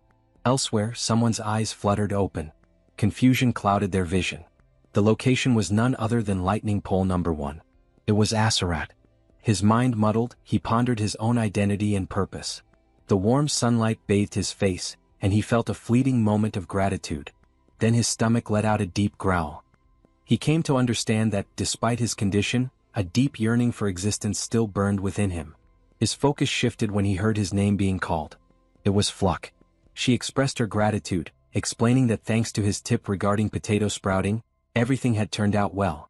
She had even received a generous supply of chunyo as a result. She went on, mentioning how Kratos had assembled a considerable force of agrarian warriors. Yet, by this point, Aserat was no longer registering her words. His entire attention had zeroed in on the food she carried. The moment he laid eyes on the edible chunyo in Fluck's possession, his mind unraveled. Overwhelmed by hunger, he fixated on the meal. Aware of his craving, Fluck attempted to feed him by tossing a piece his way. Unfortunately, the morsel struck him square in the eye. Letting out a sharp groan, he threatened the child in irritation. Apologizing, she tried again. This time, she launched 3 pieces simultaneously, hoping at least one would land correctly. One chunk successfully entered his mouth, while the other 2 landed on his eyes once more. Despite the pain, tears welled up in his eyes, not from sorrow but from the sheer flavor. As he chewed, the delight overwhelmed him. At that moment, a notification arrived for Kratos. A member of his demon legion had experienced joy. 1 happy point was added. His cumulative total now stood at 302. This puzzled Kratos slightly. With the latest batch of recruits who had eaten chunyo, the total should have been 300 demons and Fluck. He couldn't quite figure out the identity of the extra source of happiness, but ultimately dismissed the thought. More points only meant more power, and he intended to conserve them for the upcoming raid on Saruthal. Rousing his troops, he ordered the cultivation warriors to press forward. With fervent energy, he rallied them in the name of a prosperous yield. Hours passed until they reached the threshold of Sarathal's stronghold. Saruthal, foreseeing the assault, instructed his minions to sever the rope bridge. As the bridge collapsed, the phantoms mocked the approaching demons, ridiculing them with jeers. Their amusement didn't last long. Without hesitation, Kratos lunged across the chasm. Panic swept through the wraiths, until they realized he had miscalculated. He was plummeting. The phantoms erupted with laughter, calling him brainless for attempting such a reckless leap. Then the laughter died. They spotted fragments of his form embedded into the cliff face, once again with his posterior exposed. The ultimate glitch maneuver had been activated. The spirits flushed, blushing in discomfort. Slowly, Kratos began his ascent, turning once, turning again, revealing his backside with each twist. His expression remained grim and menacing. With a few more contortions, the demon lord reached the top. The specters, thoroughly unsettled, groaned in disgust. Kratos then gestured toward Zephyros, signaling the next phase of the operation. Zephyros gave a subtle nod in return. Kratos bolted inside. As per his calculated tactics, the food wraiths were expected to fear the potatoes. But by charging in unarmed and alone, he increased the odds they would fall for the trap. As predicted, Sarathol dispatched his food wraiths, believing the Demon King lacked the cursed tubers. Any contact with him would be their triumph. The spectral attackers surged forward. Kratos initiated a concealed maneuver, his so-called quantum leap. A glitch-based strategy now branded with an impressive name. Once more, his frame merged with the terrain, his posterior protruding as before. Then he vanished. The wraiths, unnerved, muttered about the bizarre nature of his movements, wondering when he gained the ability to phase through solid matter. They sensed him overhead. Lunging, they managed to grab hold of him. Victory seemed imminent, until he disappeared yet again. This marked the 19th occasion on which Kratos had executed this plan. He had memorized every crevice of the terrain. Having visualized the entire battlefield by combining all areas of enemy spawn from the game, he stood dead center, surrounded entirely by the food wraiths. Drawing in a breath, Kratos steadied himself. The phantoms believed he must be fatigued, even as the sovereign of demons. But Kratos declared internally that he no longer stood there as a ruler. He was a seasoned gamer. In the distance, Zephyros shouted the cue. He ordered the next step. From all directions, the cultivation squad appeared, launching their weapons. Not balls but potatoes. The tubers struck the agricultural phantoms directly. Simultaneously, Kratos instructed them to commence cultivation efforts. A few more seconds passed, just enough to fully appreciate the grandeur of the moment. Initially, Zephyros harbored some uncertainty regarding the strategy, yet soon came to grasp that the demon sovereign had once again devised a flawless approach. Earlier, Kratos had informed him that while he lured the crop wraiths into a single confined location, Zephyros was to direct the cultivation sentries along a mapped-out route. Zephyros reviewed the diagram of a forsaken, ancient watercourse, nothing but a cul-de-sac, or so it appeared. Kratos insisted otherwise. He declared that something was indeed hidden there, a covert passage, one he had personally uncovered. Following his escape from the nightmarish cliff of the deceased, just before entering the ultimate zone, he had explored thoroughly and noticed something unusual. Despite the area appearing empty, the craftsmanship of the environment seemed deliberate. Then he observed an odd section on the stone wall. After slashing it with a blade, the wall shifted open. That's how the areas had been linked. The hidden corridor bridged the battlefield where the initial confrontation with Saruthal had occurred and the cavern deep beyond. At first, he hadn't been able to access it until he cleared the surroundings. Only then could he claim the elixir of metamorphosis. If such an artifact existed in the real realm, he was advised to retrieve it. The elixir was a distillation of numerous fallen fleshly souls. It could only be ingested once, with its exact effects unknown. Back in the present, the field hands rejoiced as they gathered the sprouted spuds. The sight of it implied they were ready to sow them. Flute's father thought tenderly of her and of how they might finally enjoy full meals. But witnessing all of this, Kratos' features darkened. A memory surfaced. He once starved so severely that a kindly elder woman offered him food. She had even promised a hearty supper if he could just hold out a little longer. The next thing he remembered, an ambulance was parked nearby. That thought soured his expression. With that grim recollection fresh, he declared a statement that caused the workers to cheer. Anyone who interfered with their long-awaited nourishment would be utterly annihilated. Just then someone called out to the Overlord. It was Baal, announcing his readiness to assist against Saruthal. Kratos, however, ordered Baal to focus on carrying the provisions. Combat belonged to the head of the chain.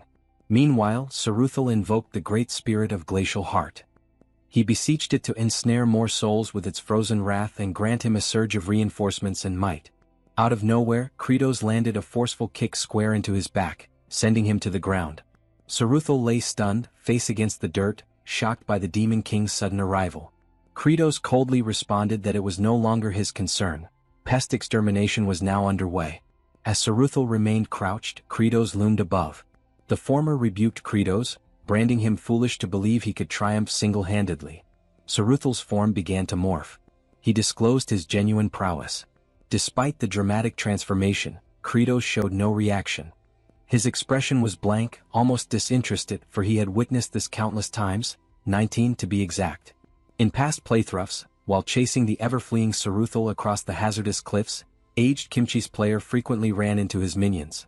By the end, nearly every creature inhabiting those bluffs had been eradicated.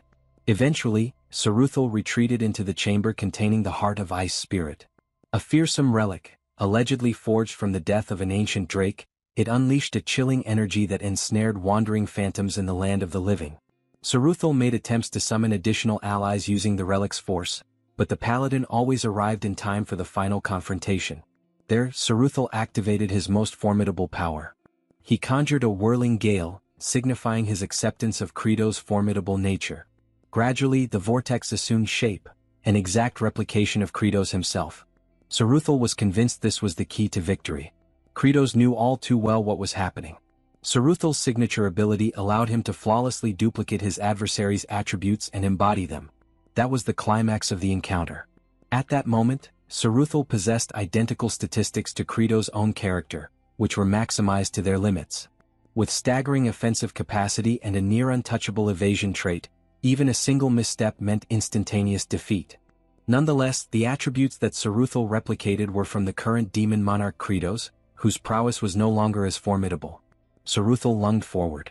Simultaneously, Kratos received a prompt to utilize his HP to acquire various attribute enhancements.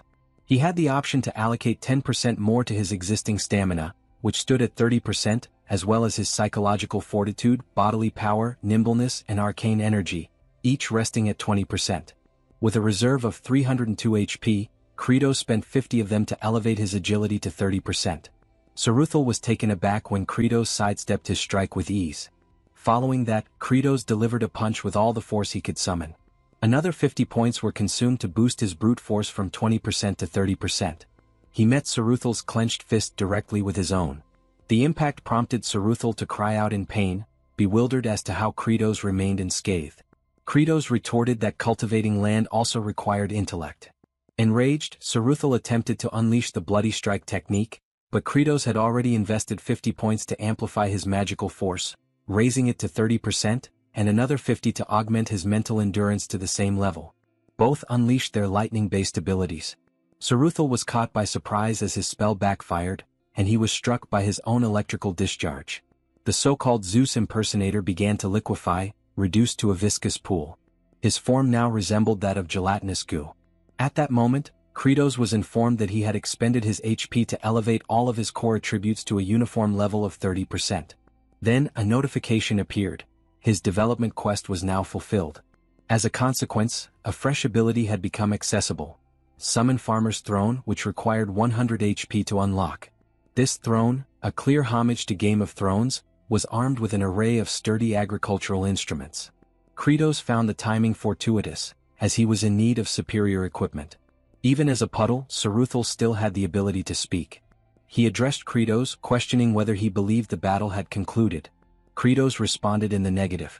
He was well aware that all second-phase encounters had a follow-up transformation. Saruthal's mask shifted again, now transforming into an archaic, malevolent dragon. He claimed that this was his true origin. Kratos was stunned. Witnessing it firsthand, the creature's offensive capability and reservoir of vitality were staggering. But it was expected.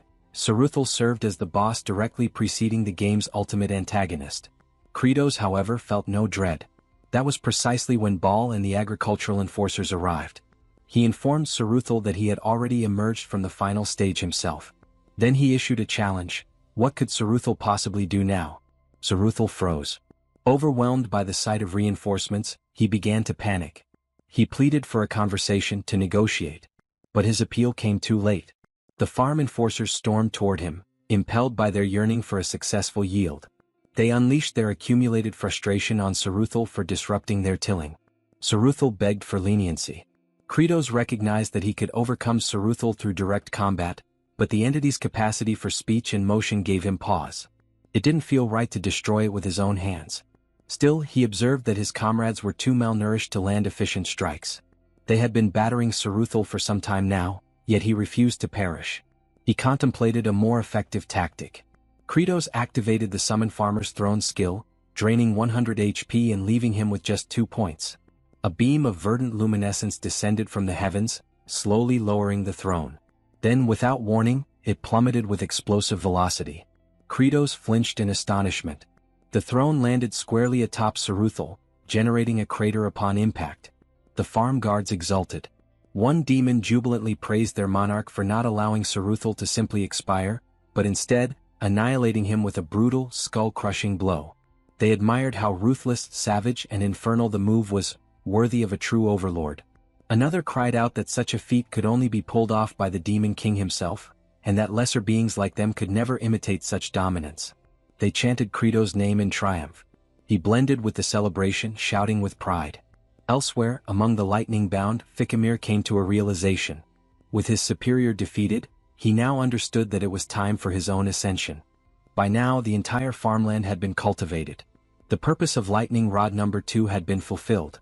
With the raid concluded, their principal objective was achieved. The potato shoots had sprouted, and Kratos had successfully eliminated every blight that jeopardized the upcoming yield. With those hurdles overcome, he exclaimed with fervor that it was the moment to sow the tubers. Yet before they could vacate the premises, the crystalline orb situated upon the pedestal stirred. Kratos took notice. A notification appeared, confirming that his objective of vanquishing Saruthal on the Cliff of the Departed for the 20th instance had now been fulfilled. That led him to wonder whether he had simply resumed from the 19th attempt in the game. The system then alerted him of a concealed scenario now being unlocked. A sealed essence confined within the core of frozen spirit had been released due to mishandling. The heart of ice began to emit vapor. Its structure opened gradually. As Kratos approached, he was met with astonishment. A diminutive azure hatchling emerged. He stood speechless, eyes wide in disbelief. The juvenile dragon noticed him. With excitement it uttered a name, T-Bone. Their gazes locked in stillness. The small WRM pondered if this bizarre entity before him might be his parent. As Kratos extended his hand, the little one shuddered with sensitivity. The dragon remembered hatching from its shell in pitch blackness, overwhelmed with fear, yet now relieved that its father had found him. That sense of comfort quickly faded once it got a good look at Kratos' unfortunate visage. Even though Kratos made an admiring remark about the creature's cuteness, the hatchling quaked in apprehension. As the group began to exit the chamber, the overzealous agricultural enforcers jokingly hollered about cooking the baby drake. This left the creature misty-eyed. Kratos rebuked them, labeling them fools, and reminded them that raising the beast first would yield greater returns. This, of course, led the little one to suspect that its supposed caretaker might actually intend to consume it. Kratos came to a halt when he noticed the awaiting crowd. The demons had gathered to welcome back the farming corps, their expressions sincere with joy. Fluck ran directly into her father's arms. Families reunited in warmth and relief. The baby dragon's cheeks turned rosy as it sensed the shared affection in the air. He glanced up at the figure holding him, realizing that perhaps they weren't so frightening after all. That was until he looked once more at the face of his so-called guardian. His opinion reversed immediately. No, they were absolutely terrifying. As twilight descended, the hatchling trembled in a shadowy corner. He cautiously peeked out, only to catch sight of the demon sovereign's ominous expression again. It made the little dragon assume they were merely biding their time until he matured enough to be eaten. Meanwhile, the overlord himself was absorbed in thought, primarily concerning how to nourish the young drake. He had heard somewhere that juvenile dragons fed on polished minerals, yet there wasn't a single gemstone in sight. Only piles of corroded scrap littered the storage. Zephyros soon arrived to give his report. As anticipated, significant setbacks had arisen during the construction of embankments. To cultivate vegetation properly, earthen ridges were necessary, raised mounds lining the fields. Ideally, such structures required untainted soil, but their terrain was littered with fragments of stone. Despite their efforts, each attempt by the farm guards to dig deeper resulted in the emergence of more debris. The baby dragon misinterpreted the situation, thinking he was already being forced into labor like the others, though in reality, Kratos merely held him. The demon lord reflected that their terrain more closely resembled a coal excavation site than a field. At the current pace, merely removing the stones would take an eternity. Worse yet, relying so heavily on the workforce daily would rapidly deplete the store of chunios intended for incentives.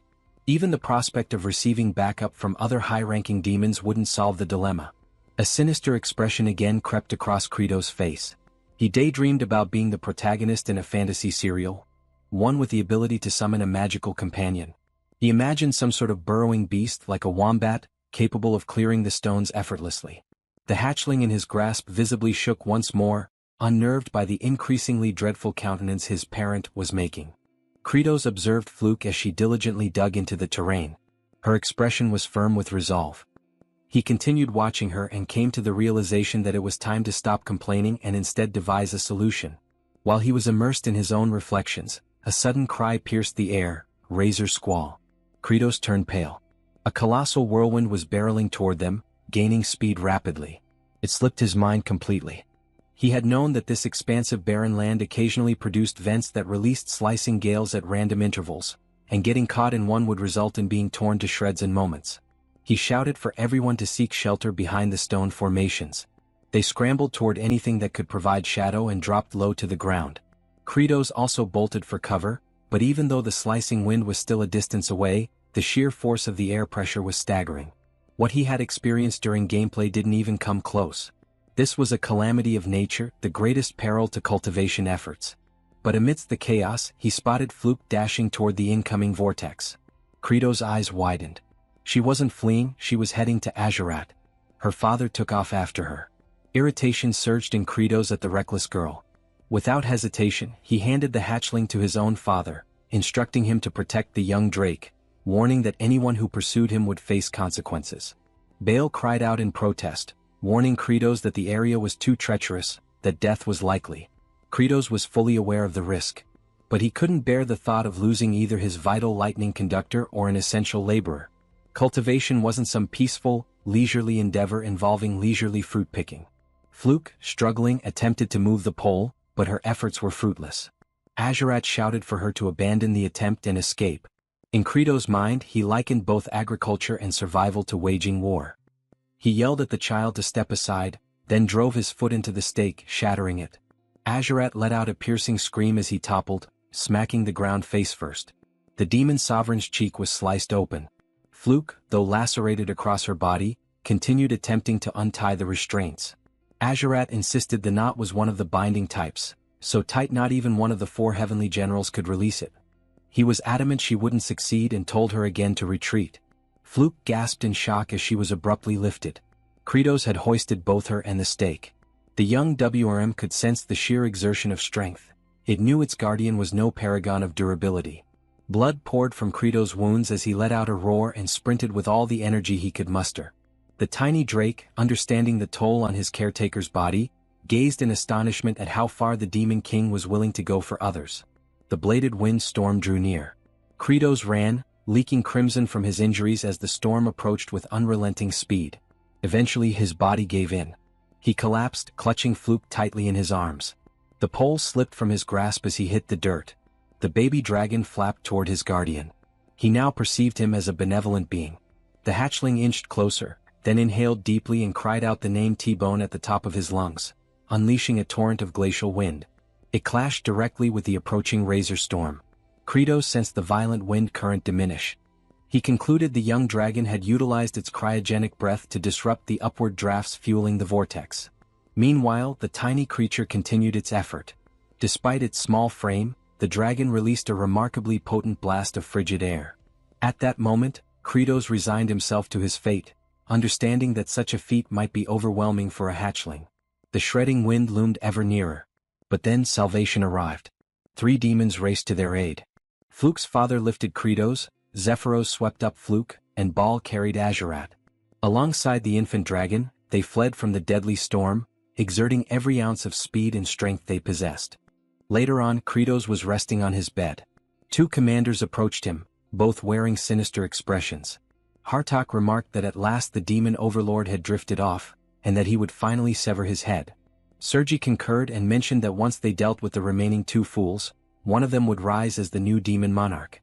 They both pledged to remain partners until that moment. They pushed open the door and stepped into the chamber, immediately advancing toward the bed, ready to unleash their assaults. However, they froze midway, noticing something odd as the demon overlord had his eyes wide open with a chilling stare. They stood frozen, feeling as if they had been anticipated, yet chose to push forward since it might be their only shot. Just then, Bahal and Azurat entered the chamber, questioning what the two thought they were attempting. The towering figure warned that the demon overlord was resting peacefully and that they shouldn't interrupt him. He also added about the expression Kratos made while dozing off, creepy enough to deserve the title of demon overlord even in slumber. With that, he stressed that if they dared disturb their master's rest, they would deeply regret it. The one wearing the monocle admitted he understood the muscle-bound brute's point, but questioned whether Azurat was in the same boat, considering siding with a demon overlord obsessed with agriculture. Azurat answered that he wasn't particularly thrilled about it, but owed his life to Kratos, and thus was merely repaying that debt. Hartok then asked if he hadn't realized yet that this entire potato farming scheme was only causing chaos, certain that beyond failing, it would drive them all into famine. So he wished to know if that didn't bother him. Without delay, Azurat responded that things were simply like that, and recalled young Flute toiling so earnestly despite her age. For that reason he stated if they wished to survive, they had to be willing to risk their lives. Even though he preferred risking it in combat as that was simply his nature. The one with the monocle firmly declared they would regret that decision, then exited the room with Sergi. At that instant, the commanders heard a noise from the chamber and saw that the demon overlord had awakened. Kratos, bewildered, called out Azurat's name, and the general questioned whether he might have overheard their entire discussion, though he quickly clarified he wasn't supporting him or anything similar. He insisted that he was merely repaying what he owed or something along those lines. Nonetheless, Kratos, with a menacing glare, demanded to know what on earth the lightning rod was doing walking around. Azurat, puzzled, had no time to react before receiving a bloody strike so intense it was visible from outside the fortress. They left the room, with Bahal carrying the battered Azurat on his back. And the demon overlord stated that they couldn't waste any more time and urged to gather everyone to resume clearing the lands. The general then mentioned that in truth, the stones had already vanished and that Zephyros had taken care of it. He appeared puzzled upon hearing that, until he noticed his subordinate giving orders to the farming squads. Observing this, he moved closer and questioned the patrol about what had been done with all the stones. Zephyros gestured toward a certain direction, stating he was with a particular creature. From a distance, Kratos glanced over and asked if it was T-Bone. The young dragon carried as many stones as possible in his mouth and flew back repeatedly to fetch more. He figured he couldn't shield his father from the slicing wind since he was still too small. But he was determined to eat plenty so he could grow swiftly. While soaring, he realized his father was calling him and immediately changed course toward him, which made Kratos thrilled to see his child even while wearing a fearsome expression. He contemplated that the slicing winds didn't occur frequently, and that if his baby dragon kept watching the sky and released the icy breath at just the right moment, they might manage to block the hurricane, but he considered there was no alternative, since avoiding this would lead to an even bigger problem. Then Zephyros mentioned that the Chunho supply was running low and asked whether they should prepare more.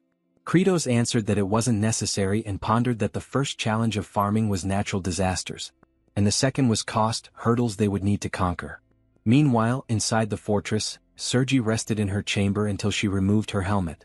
She, a stunning blonde, shook out her hair and remarked that the stench of manure still clung to her even after so many days without stepping into the fields. At that instant, Kratos called at her door, saying they needed to discuss something. She found it odd, since the demon overlord had never come to her room before, so she questioned what he wanted, claiming they had nothing to discuss. He stated he truly needed her assistance and asked her to please open the door. She became enraged and ordered him to leave, but he insisted, warning her that he would enter. Sergi spun around, shouting that there was no reason for them to talk, until she saw Kratos nearly naked crossing the doorway and became frantic at the sight. She then demanded to know if he was insane for entering a woman's room like that. Immediately, he dropped to a crouch, prompting her to ask what on earth he was doing. Kratos explained that without her, he was helpless. She didn't understand and blushed furiously. Kratos reflected that in order to cut costs, he was even prepared to kneel since he urgently needed her sharp blade at that moment. Sergi, still flustered, said that if he needed it so desperately, she was willing to hear him out. He quickly noticed her reaction and couldn't believe she had suddenly changed her demeanor. They proceeded to the storage area and stood before the potatoes. Kratos requested her to slice the potatoes since they needed to be halved for planting. Upon hearing this, she flew into a rage, feeling completely deceived. while cursing the demon overlord with every possible insult. He attempted to clarify that the task was simple, and that she shouldn't cut potatoes with 3 or fewer sprouts, but if there were 4 then she could proceed. He stressed that she must keep in mind the number of sprouts on each side of the slice, since they needed to be evenly divided. After sharing the instructions, he held the potatoes and declared he would toss them. But Sergi firmly stated she never agreed to do that. Nevertheless, he threw them anyway and without time to react. She braced herself and, using remarkable skill, sliced all the potatoes perfectly in half, cutting with extreme accuracy that even left Kratos astonished. He began inspecting them one by one and questioned how she managed to slice so precisely. Turning toward her, he praised her once more, saying he had always known she was the only one capable of it. She thought about that half-hearted flattery and became wary, knowing she wouldn't fall for his sweet talk again, calling him a deceitful trickster. Instantly, he stood up with an intimidating aura and stepped closer to her. Then he grabbed a cloth and wiped his blade until it gleamed. The general felt flustered and asked what he was doing. He answered that potato juice had splashed on it and it needed to be cleaned. She, burning with embarrassment, wondered if he had lost his mind, unable to comprehend why he was acting this way. Besides that look in his eyes, sincere, warm and intense.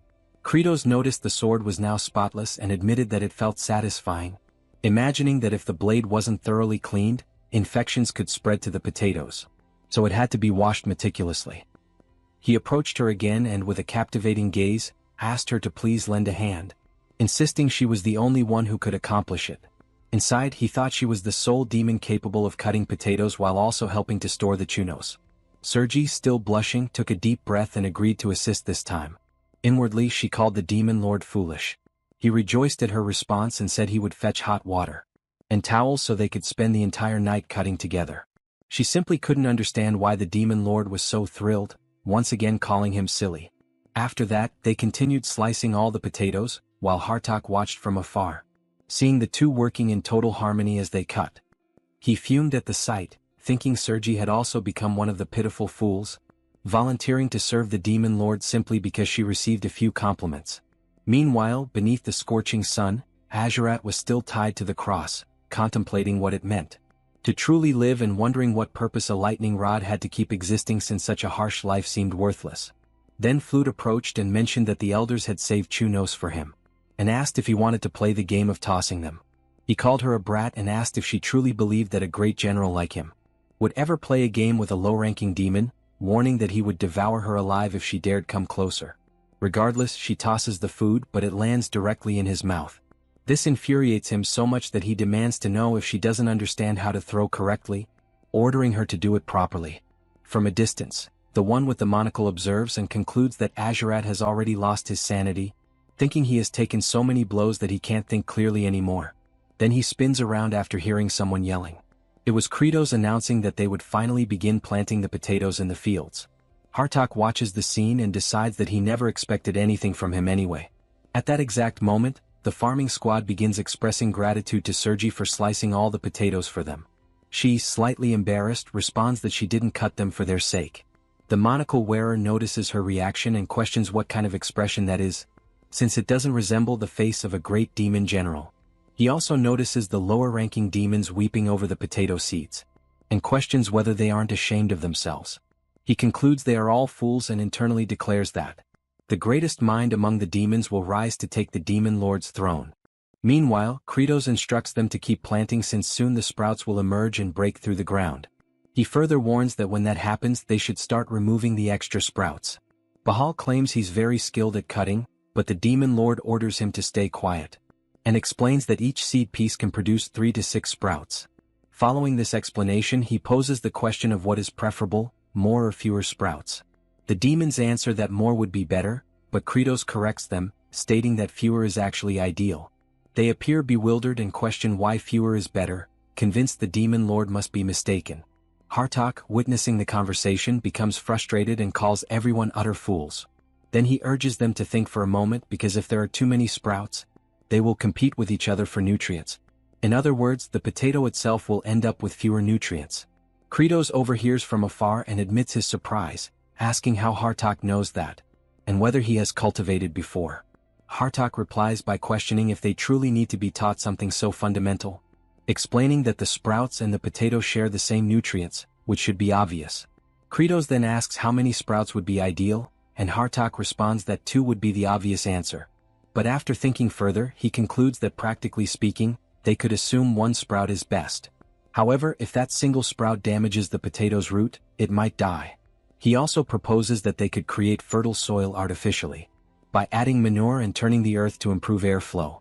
Everyone stands in awe at his explanation as he continues, stating that the soil group won't only benefit the potatoes but also weeds that compete for nutrients, which means those weeds will need to be eliminated. The demon lord simply cannot comprehend what he has just heard, and loudly demands that everyone applaud since they have a true genius in their ranks. All the demons begin shouting, "Genius, genius, genius," and Hartak becomes agitated hearing it as they don't stop praising him for even a moment. For a brief instant, he recalls how his mother always called him foolish, and turns around, overcome with emotion, trying to hide that he is tearing up, not fully understanding why he feels that way. Then Kratos steps forward and calls him wise, declaring that from now on, he will appoint him to lead the farmer troops as their commander. Hartak internally thinks this is absurd since his intellect exists to conquer and annihilate other species. However, Kratos yells, asking what everyone is standing around for, insisting they show respect to the supreme elite of the demon kind. All at once, they begin shouting that the general is the elite among elites, and Hartak, seething inside, considers everyone beneath him, but with authority, he orders them to follow him from this moment onward, imagining he will command only briefly since those in front of him continue celebrating endlessly about the new leadership. At that point, a system notification appears stating that Kratos has won the psychological battle. He feels confused by this since he has no idea what it refers to. Another notice informs him that he recognized Bahal's neglected childhood, and transformed him into a loyal subordinate.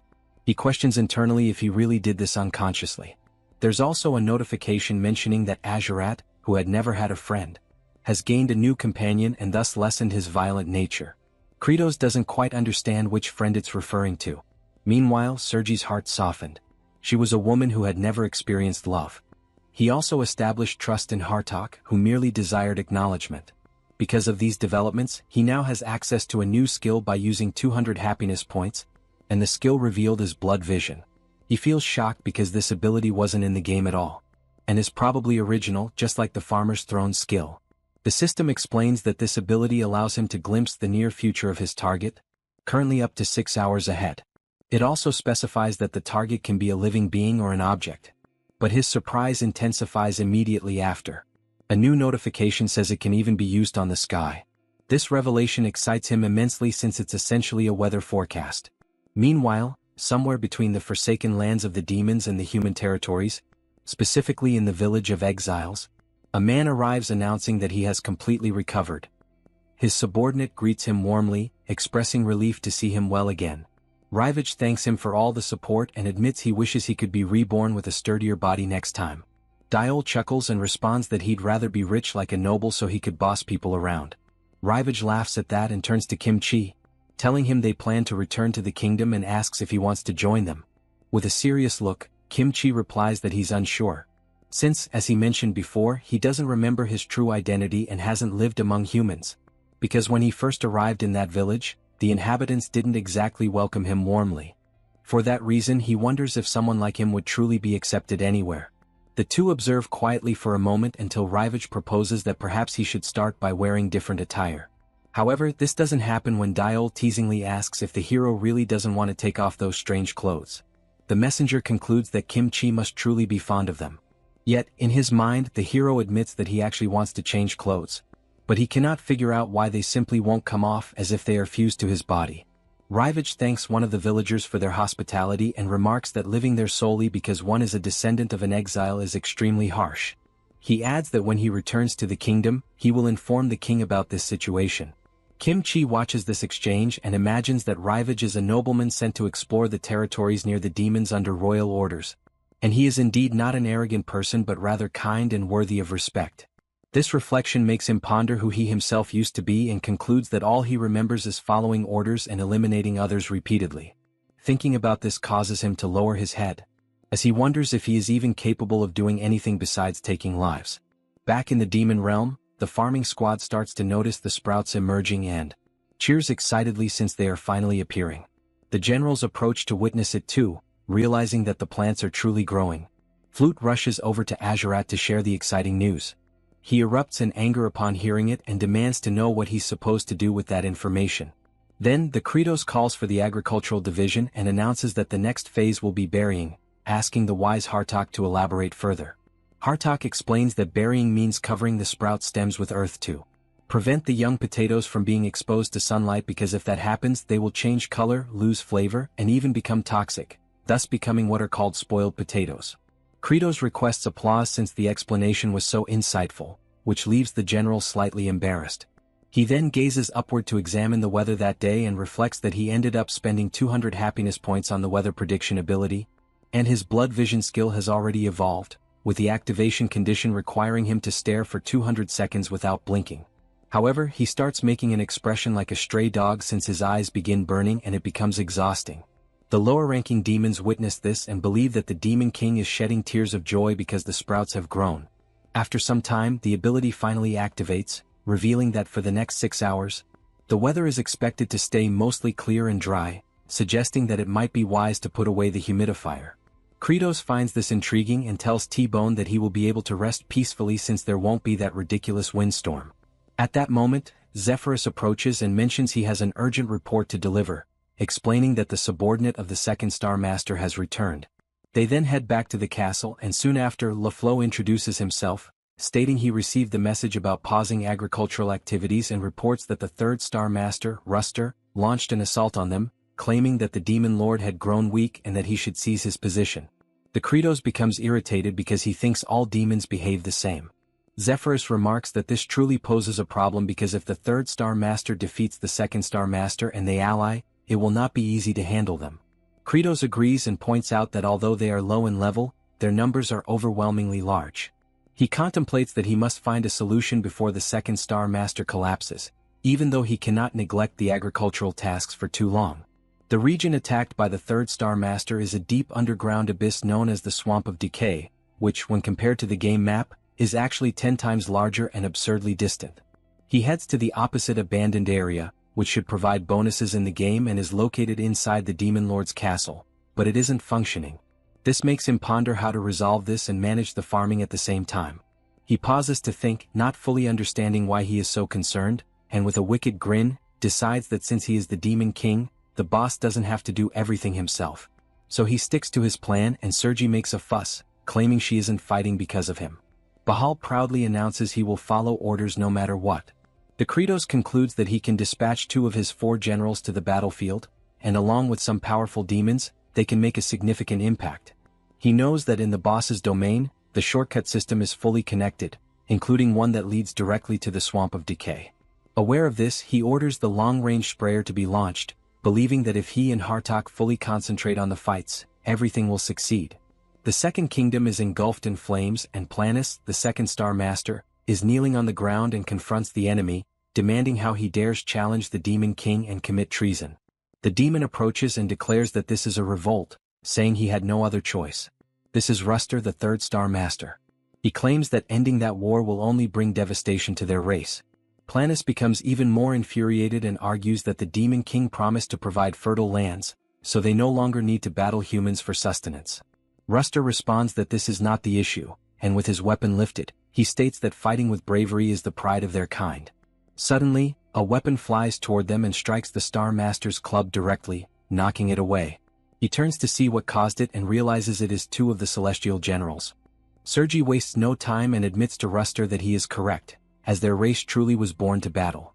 She says they adore fighting more than anything else but wonders how things ended up like this and why they even started enjoying it in the first place, but she finally understands after observing everything that happened lately.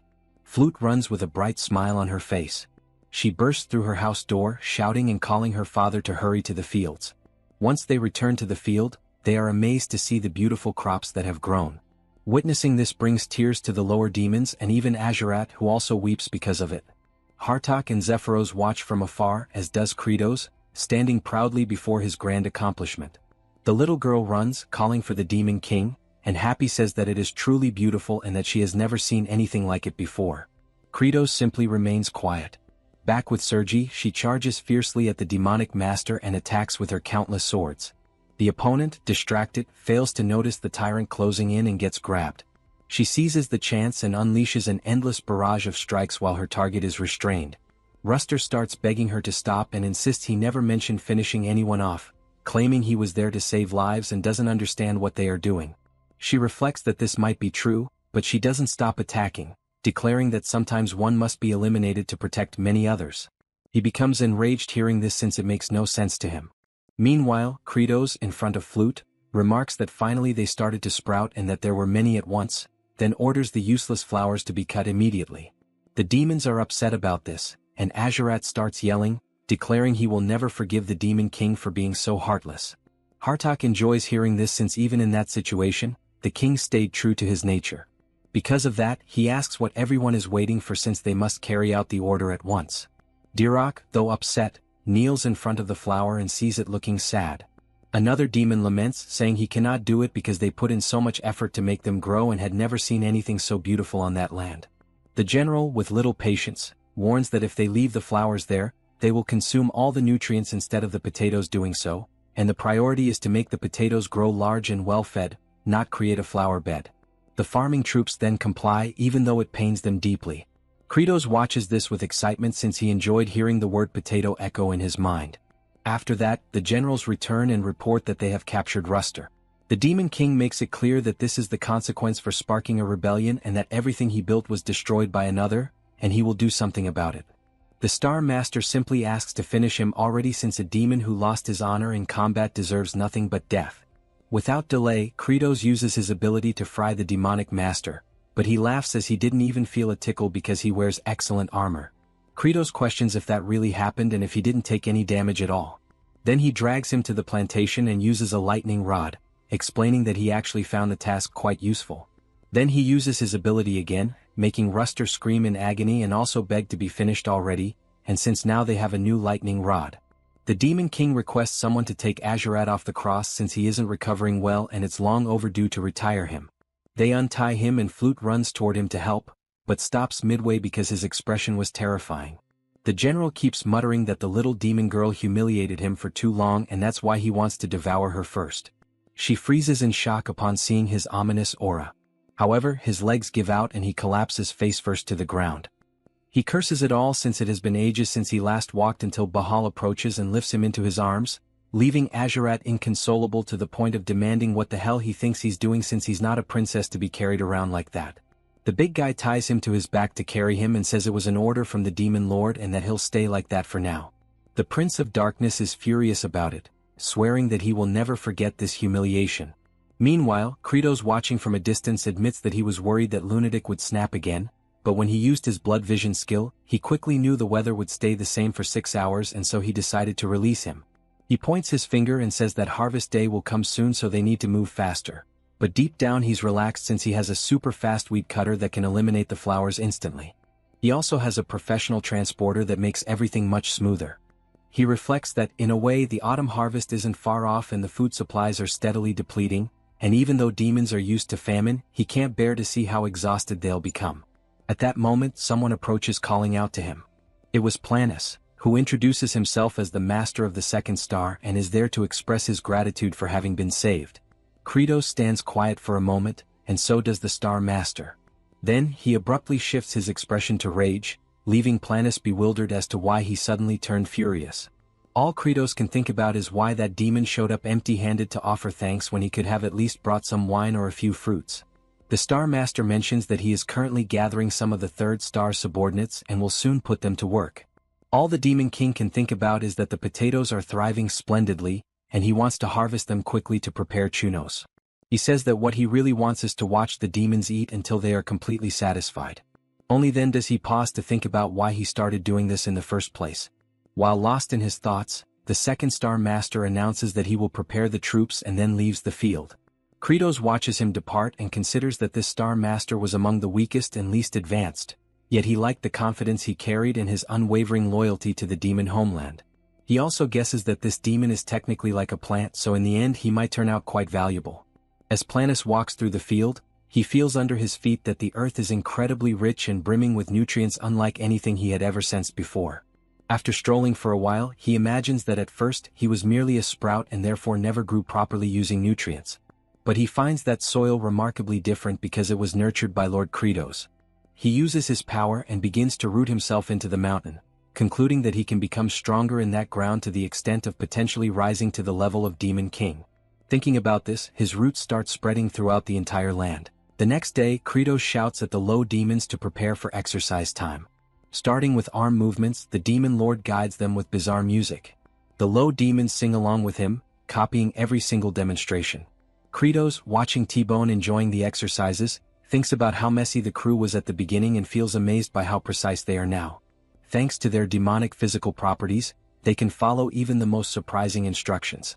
While they roll from side to side, Kratos realizes that the low demons will become essentially strong under his command. Suddenly, Bahal arrives, shouting loudly while carrying Azurat on his back. He announced that all the potato leaves had turned yellow, immediately catching Kratos' attention. Everyone hurried to the field and quickly noticed the obvious change in the color of the potato foliage. Zephyros sighed heavily at the sight and questioned aloud if it would truly be impossible to produce anything now. Sergi grew visibly disheartened witnessing the scene. Hartok, on the other hand, found himself completely puzzled, unable to comprehend what had gone wrong. He speculated whether it might have been due to the absence of wind or perhaps even a shortage of water. This left him feeling frustrated and betrayed by his own expectations, causing him to angrily question why on earth he had pinned his hopes on something that now seemed nothing more than a foolish delusion. Just then, the brother stepped forward, approaching the generals and making his way over to the potatoes. He knelt down, grabbed one sprout and carefully pulled out a potato. This action startled the monocled general, who immediately noticed that while the potatoes appeared slightly pale, they were still impressively large, even 2 or 3 times the size of the first potato they had planted. Kratos broke into a satisfied grin and pointed out that they were overlooking the real success. The potatoes had effectively done their job. By absorbing all the nutrients from the leaves, they had grown larger and, as a result, likely tastier. He declared proudly that everyone had performed exceptionally well and emphasized that this achievement had only been possible thanks to their collective effort. Hearing this, all the generals became deeply moved, realizing that their hard work had not been in vain after all. Later that night, back at the castle, Kratos lay in bed reflecting on the praise he had given to the demons earlier. This moment of appreciation stirred up memories from his past life, when he had once planted a tomato plant and his grandmother had complimented him, saying the tomatoes were thriving because of his care. The next memory that haunted him was seeing her being taken into an ambulance, and all he could do was scream helplessly as he watched her being intubated. After dwelling on these thoughts for a while, he rolled over and began to criticize himself, thinking that such sentimental feelings were pointless. As the Demon King, someone meant to embody coldness and authority, he believed he shouldn't allow himself to feel emotions like that. He also reminded himself that even though they would soon have hundreds of potatoes to eat, they could not afford to let their guard down. Relying too heavily on potatoes could lead them straight into starvation if something happened like a pest infestation, similar to the infamous Irish famine. In other words, he understood clearly that while potatoes would solve the immediate crisis, they would eventually need to plant a variety of other seeds to ensure future survival. Suddenly, a violent tremor shook the ground, prompting him to leap up and demand to know what was happening and if there was any issue within the castle. At that exact moment, a massive crack split open, and a gigantic root erupted from below, smashing everything in its path and shooting up to a towering height before him. Kratos stood there, stunned and horrified, shouting in disbelief, questioning what on earth that monstrous thing was. Meanwhile, outside in the fields, Flute was still carefully examining the potato leaves. She recalled that the Demon King had mentioned that the leaves would naturally fall off as the potatoes matured. However, she sensed something felt terribly off and began to dig with determination, convinced that something was wrong beneath the surface.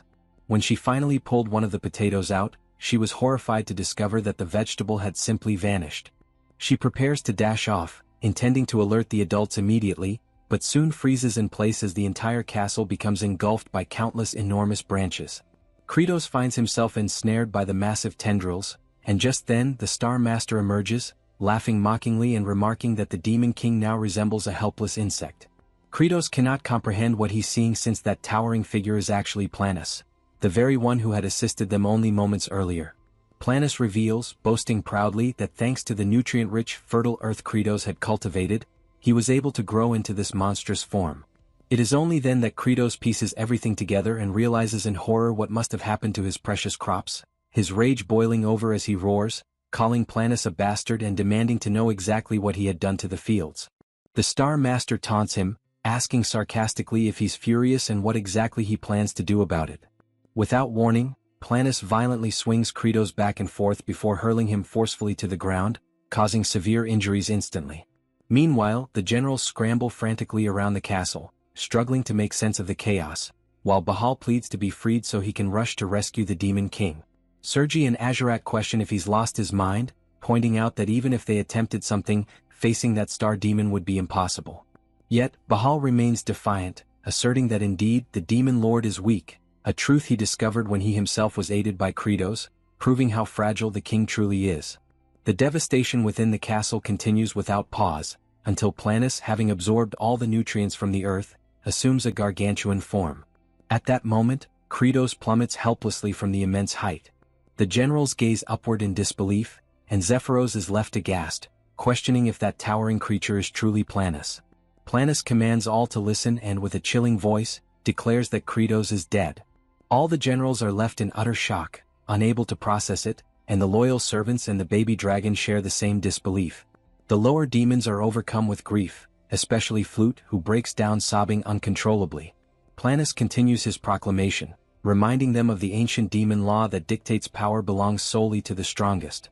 For that reason he officially declares himself the new Demon King and orders every last one of them to bow before his overwhelming might. Hartok reflects on the unfolding scene, realizing that the Star Master had indeed absorbed all the land's nutrients, and with Kratos incapacitated, he is now unquestionably the strongest. Accepting this brutal truth, he bows, resigning himself to the rule that demons always follow strength above all else. Sergi, filled with frustration, reluctantly bows as well, followed by Bahal and Azurat. Zephyros remains in disbelief, paralyzed by the reality of the situation, while Azurat urges him impatiently, demanding that he show proper respect. Seeing no alternative, finally bows too, and in that moment, everyone submits to the colossal new king, while Zephyros can only cry, mourning the loss of his sovereign. Meanwhile, Kratos finds himself in a different realm, where he hears the voice of his mother from his childhood, calling to him and inviting him to play hide and seek. He senses something odd about that day and wonders aloud if this might be a dream. His mother instructs him to close his eyes tightly, promising to count to 10, and only after that should he begin searching for her. The young boy begins to count, and when he finally reaches 10, he calls out, asking desperately where she is, unable to locate her. In a rising panic, he starts to scream, pleading for his mother to come out, and wonders if counting to 10 again might somehow bring her back. Kratos observed that moment with his head lowered, as his childhood self could do nothing but cry out for his mother, sobbing and insisting that he had finished counting and for that reason, wanted her to appear. Suddenly, a system notification called out to Kratos, urging him to wake up. He eventually forced his eyes open, trying to comprehend what had happened and questioning whether the message had truly addressed him by name. Confused, he asked the notification where it was and if by any chance he had already died. The system instructed him to move, warning that if he did so, he might still survive. He wondered if he could use the glitch technique but quickly realized he couldn't, since there wasn't even enough space to shift his body. However, he noticed that at least one of his hands could still move, so he decided that even if it had to be slow, he would begin digging. Despite the agony, he kept pushing himself, determined not to give up. Meanwhile, outside, Planus called for the scribe to come forward. Zephyros approached and introduced himself formally as the recording secretary. The Star Master then commanded him to record everything accurately, declaring that this was their first grand step and announcing that they would soon begin the invasion of human territories, making it clear that they intended to dominate all humans and raise them like livestock to be consumed. Hartok lamented the situation, remarking that it seemed they had gone back to the beginning. Azurat thought it was actually good news, as at least he would get to fight and slaughter as many as he pleased. Sergi reflected that this was the life demons had always led anyway, and if it meant satisfying his hunger, then so be it. Bahal, on the other hand, didn't think about anything at all. At the same time, all the generals struggled to understand why this new situation left them feeling so uneasy. Meanwhile, Kratos kept trying to crawl out from beneath the debris but felt his breath slipping away as he struggled to breathe properly. Back outside, Planus ordered all the demons to seize their weapons, declaring that it was time to march forward. Zephyros had a thought and warned the new Demon King that they couldn't go to war at that moment. Planus didn't appreciate hearing that, and his menacing look caused all the generals to tense up in fear. The secretary tried to clarify that the only food they currently had was a small supply of potatoes, which wouldn't even be enough to feed half the army. Planus dismissed the concern, saying they actually had more than enough food. Then, using his massive branches, he seized Flute, leaving her terrified. Her father began screaming desperately in horror. This immediately caught Azurat's attention. Planus displayed the frightened girl and announced that there were many weak, worthless demons there, ordering that they be used as sustenance. The girl screamed frantically, insisting that it wasn't like that anymore, and that nowadays they could survive without devouring each other. She shrieked louder and louder, reminding everyone that the king had promised them such a future. Planus watched her desperate cries and then dropped her from the towering height. Meanwhile, Kratos, still trapped under the rubble, realized that his heart was stopping. He concluded that if he died now, all the demons would starve. So, he forced his eyes open and activated the bloody strike technique on himself, electrocuting his own body. He decides he cannot allow everyone to starve again, so he resumes digging, screaming with all his might to draw out energy, and with that effort he manages to dig even if only little by little. Outside, Planus is watching as Azurat rescues the little girl, cradling her in his arms. The MC keeps struggling to climb, and whenever his heart threatens to stop, he uses his bloody impact technique to jolt himself awake, but he realizes he's far too exhausted.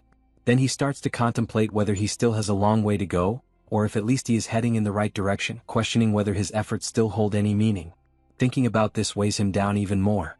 Outside, all the generals stare wide-eyed, watching Azurat holding the child. Flute is speechless after being saved, and the Star Master asks if he has completely lost his mind. The Blood Prince just keeps staring until he feels the tremor and realizes the massive demon is closing in.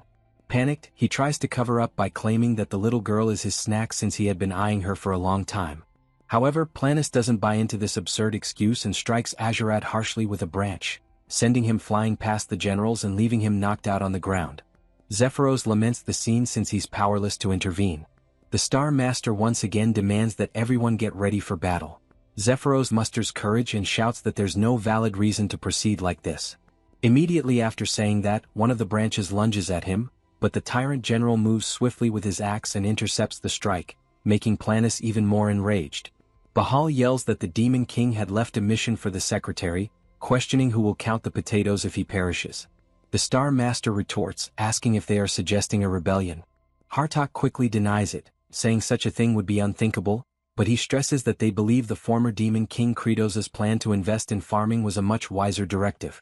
Sergi requests permission to speak and recalls that the previous Demon King showed them a path where no one needed to die, and because of that, she questions why they should go to war if another solution already exists.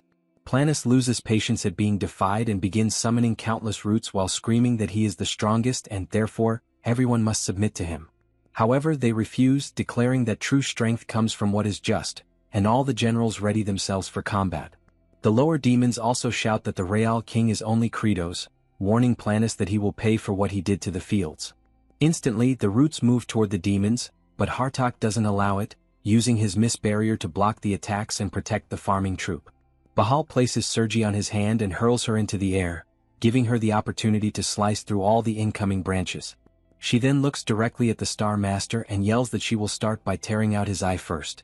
However, he finds this amusing and, besides blocking her attack, also captures the generals with shocking ease. Then he announces that they are all going straight to the canopy for daring to oppose the new Demon King and makes it clear that he is 1,000 times more majestic than the feeble Kratos. While attacking the entire troop, he declares that the former king was nothing but a weakling who perished without even resisting, and because of that, he questions what was so special about that fool since he saw nothing admirable in him.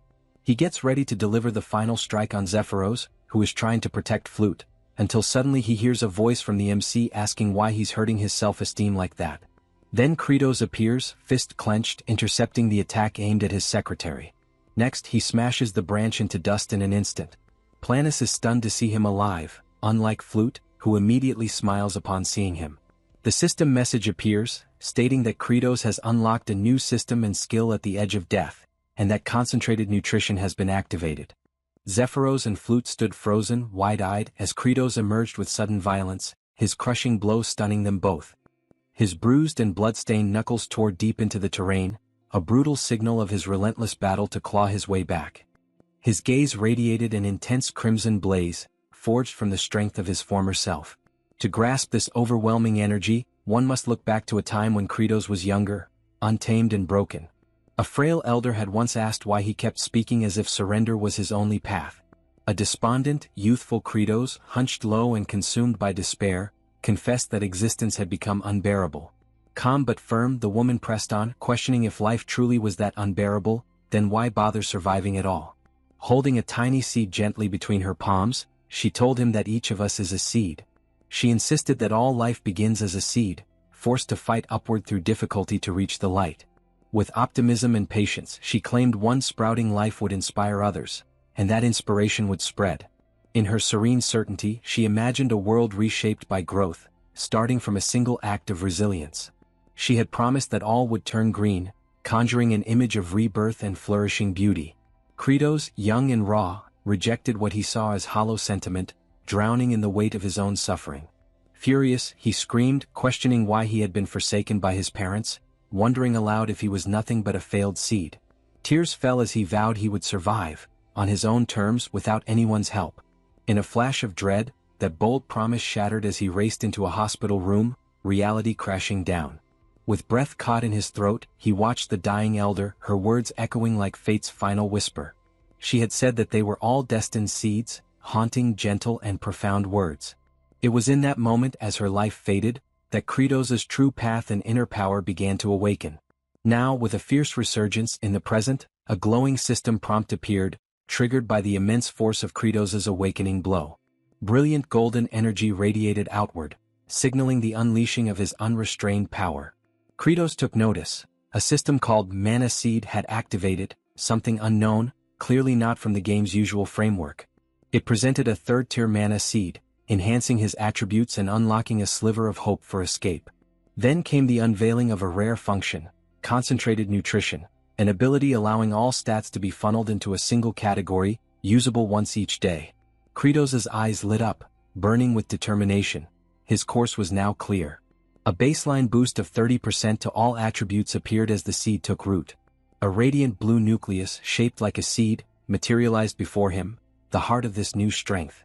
His power now amplified further to 39%, the metamorphosis drawing near. Letting loose a primal roar, Kratos invoked Concentrated Nutrition, directing the totality of his stats into raw physical might. His physical prowess skyrocketed to an incredible 155%, all other stats falling to mere fragments.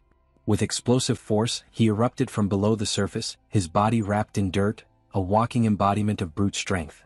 Planus recoiled, visibly staggered by the crushing weight behind Kratos's punch. The towering foe stumbled, disoriented by the sudden reversal of momentum. The earth itself groaned and cracked beneath Kratos's return, unable to withstand the magnitude of his reawakening. From the rubble, a golden-lit arm thrust upward, declaring the return of a forgotten legend.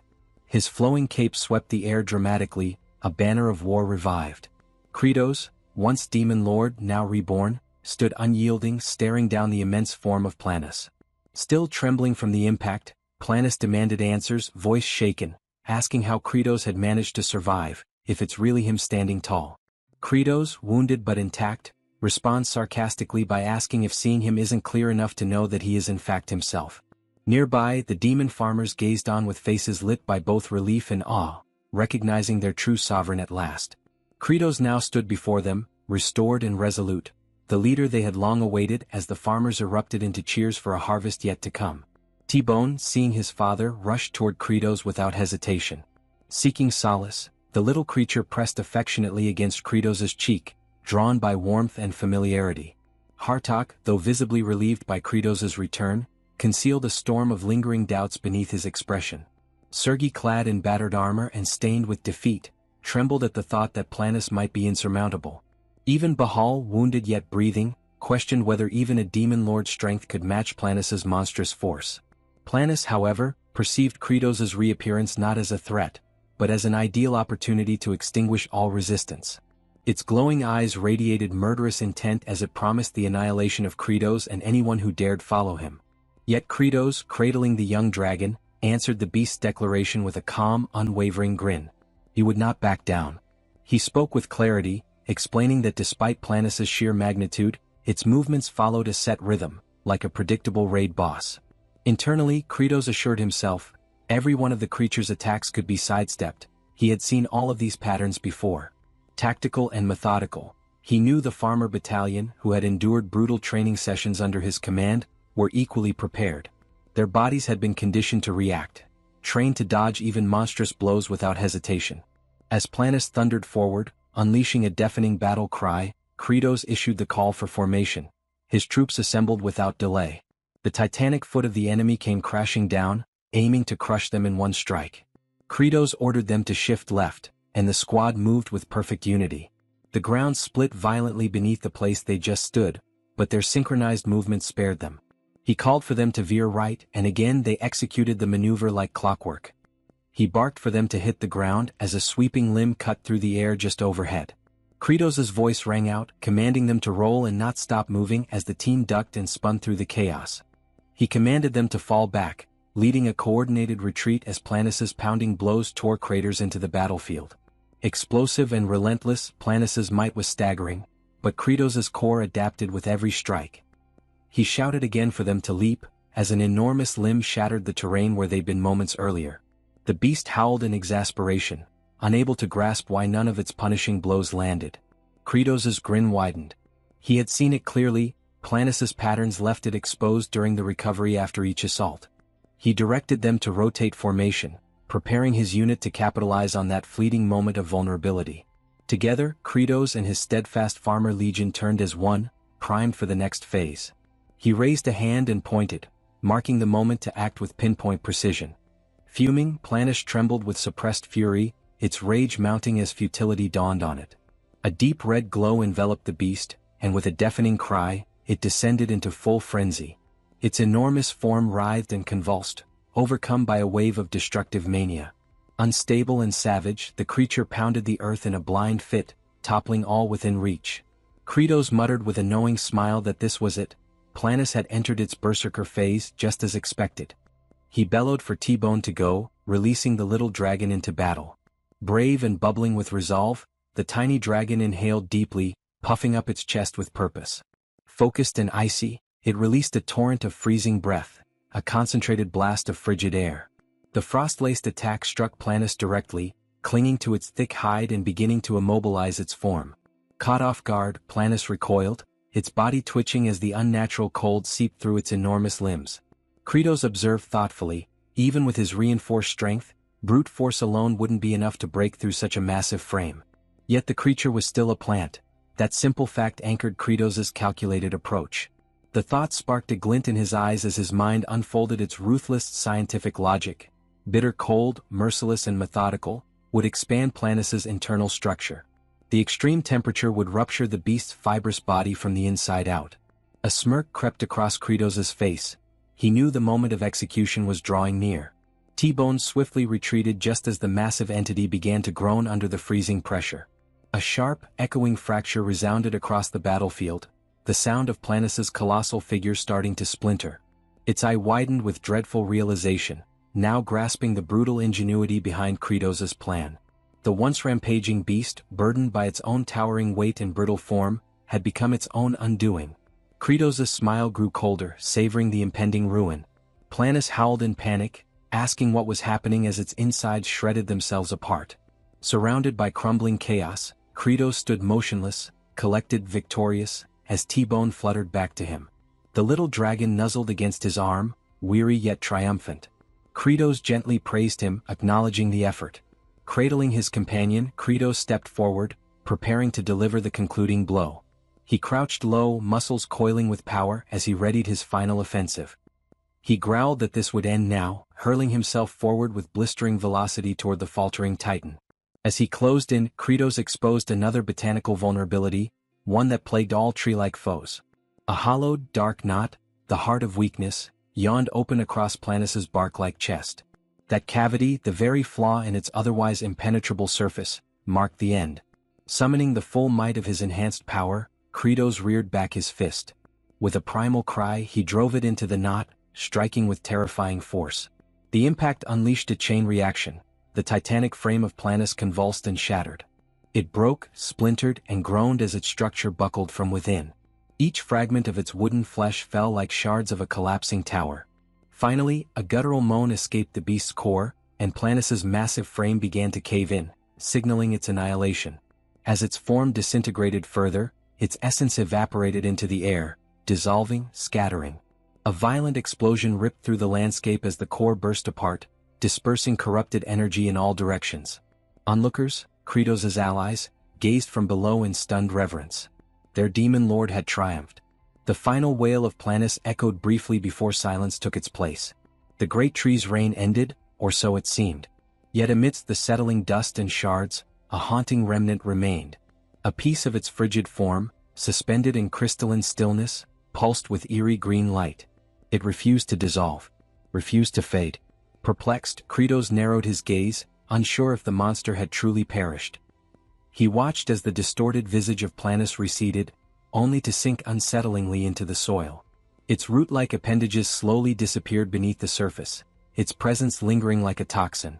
This wasn't how boss-level enemies were supposed to die. Suddenly, a chilling certainty gripped him. From the tainted ground below, Planis began to reform. Its essence twisted upward, reshaping into something darker, more fearsome. Kratos tried to move, but it was too late. Tangled tendrils of living bark ensnared him. He was bound, immobile. Towering above him stood a newly reborn monstrosity, a twisted, humanoid tree abomination. Across the battlefield, the farmer corps stared in horror, their morale cracking as the nightmare renewed. Planis, now reawakened and grotesque, announced the truth behind its rebirth. It had not fallen, it had fed. Consuming the battlefield's nutrients, it had returned stronger. A cursed seed, that's what it called itself. A cursed seed, nurtured in poisoned earth. And now, bearing the legacy of corrupted might, it declared its new purpose, to drench the world in venomous death. With a menacing promise, the reawakened plant monstrosity lunged forward, intent on annihilating Kratos. Bahalinter seated, swinging a massive axe in defiance. Ancient, thudding, his strike landed with a solid crash against the beast's hide. But the blow had no effect. The grotesque creature remained untouched. Before the warrior could react, Planis retaliated with overwhelming force, sending him hurtling through the air like a broken doll. Sergi emerged, retaliating with a storm of razor-edged blades. Her flurry barely grazed the surface before Planis's unyielding form repelled her offensive. A counterstrike followed instantly, leaving Sergi wounded and crumpled beside Bahal. Witnessing his allies falter, Hartok surged forth, releasing a tremendous retaliatory strike. The blow connected, forcing the towering plant to stagger, pained and furious. Eyes burning with resolve, Azurat drew forth a lethal dagger, prepared for a precise, vital blow. His blade pierced Planis, acting with grim determination. Crying out for bountiful harvest, he prepared to finish the battle with a decisive slash. Though comrades had fallen in the clash, he understood the true menace still loomed. He was the last one facing the abomination alone. Besieged, surrounded by silence, with every companion subdued, he prepared himself for the climactic confrontation.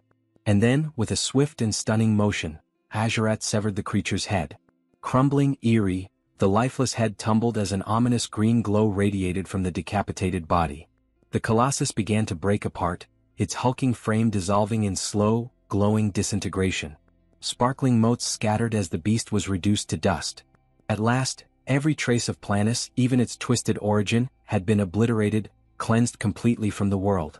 A peaceful, radiant shimmer lingered over the battlefield, casting ethereal light upon the victors.